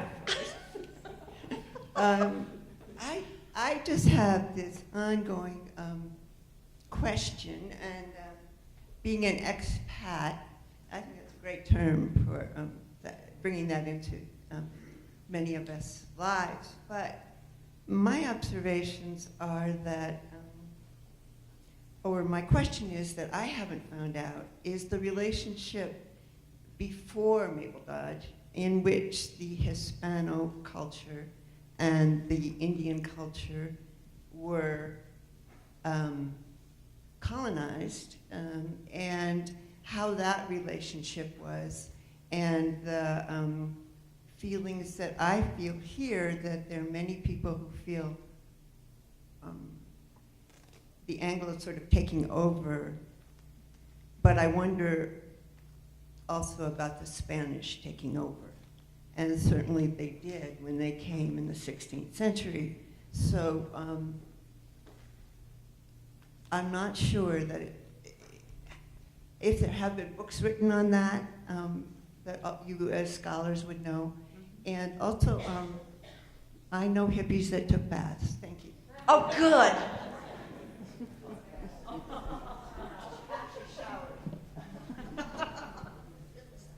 I think the question is, what were Hispano Indian relations prior to the Anglo incursion?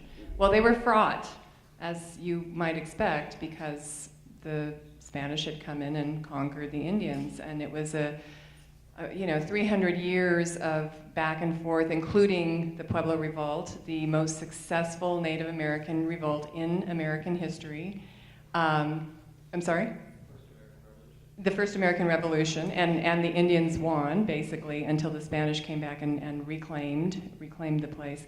But so as you might expect, because of the tensions over 300 years, they were fraught. Eventually, there was a commingling and some agreement to disagree over many things, but those relations remain fraught to this day. That memory of those conquests have not gone away. And in some ways, when the Anglos came in, there was a division. The Anglos in some ways divided whatever had come together. Although, the point I made about Mabel and changing her name and all of that, you wonder how Tony felt, because Tony had a Spanish surname, which implies that there was Spanish blood in his family from somewhere down the line. But it's very, very complex, and it continues to be that way to this day. There's some other people here who might be able to speak to that as well, but probably there's a wonderful book by John Kessel, Kiva Cross and Crown, which you might read that would talk a little bit about those relations. Kessel, Kessell, I believe. John Kessel. If you go to there's Pueblo tours frequently. We have one arranged tomorrow morning for Mabel, and they really do. I think they use the docents, and they are Pueblo youth, usually in college, and they tell a very good balanced story of the relations. So I would recommend doing it whether you're from here or not. Oh, thank you. This is another curatorial question. I was really surprised that none of D.H. Lawrence's paintings that I saw at the La Fonda were included in the exhibition, because they were very controversial, and they were probably part of the reasons he had to leave England. And no, I would like to know more about that, if you know anything. They're ugly. Even I agree, and she and I almost never agree on what is ugly and what is beautiful. They're also, I think they've been sold. Yes. They're gone. They sold them. Now they have reproductions of them. If you go to the hotel, they're not the originals, and so they were in the middle of selling them and didn't have any interest in loaning them. They wanted to sell them. I remember Saki, I just have to say this is such a great story. I interviewed Saki Karavis, who bought these from the Lawrence estate, who was kind of like, he owned La Fonda, and he was a bitter Anglophobe. And when I went in to see the paintings for the first time as a young person here for the second or third trip, I said to him, "Why do you have these paintings? They belong in England, don't they?" And he looked at me, he's a Greek immigrant, he said, "Then the British Museum returns the Elgin marbles to Greece. I will consider giving the Lawrence paintings back to those people."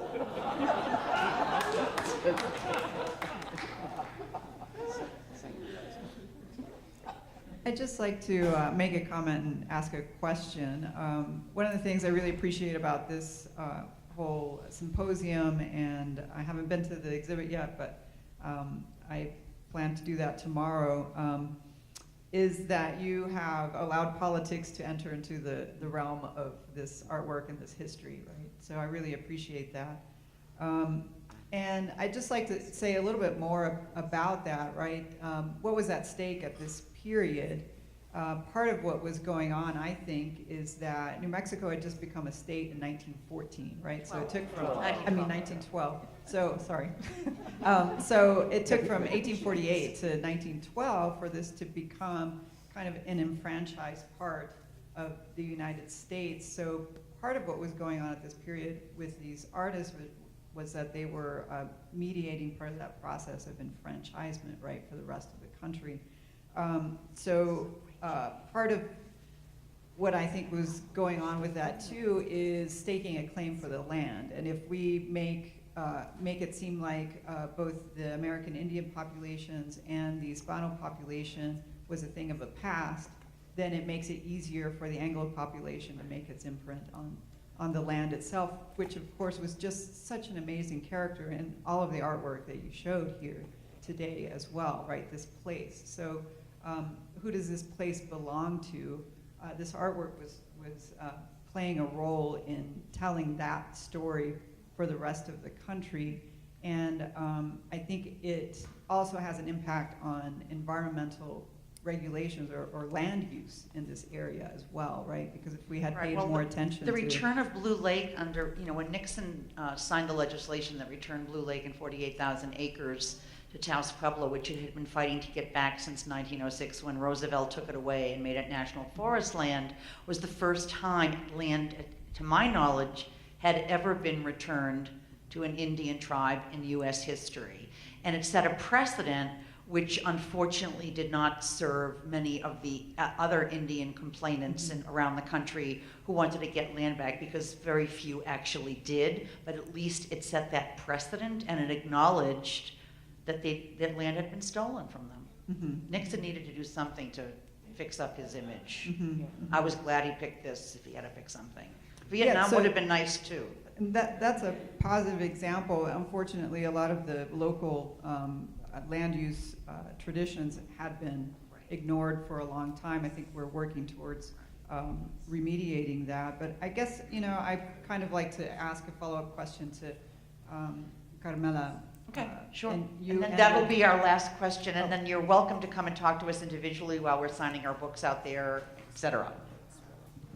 So my follow-up question would just be, you ended your talk with a question, right? So, I mean, what are your thoughts about whether or not the revival succeeded, or, what more can be done to kind of allow these traditions to be recognized as current and not something of the past?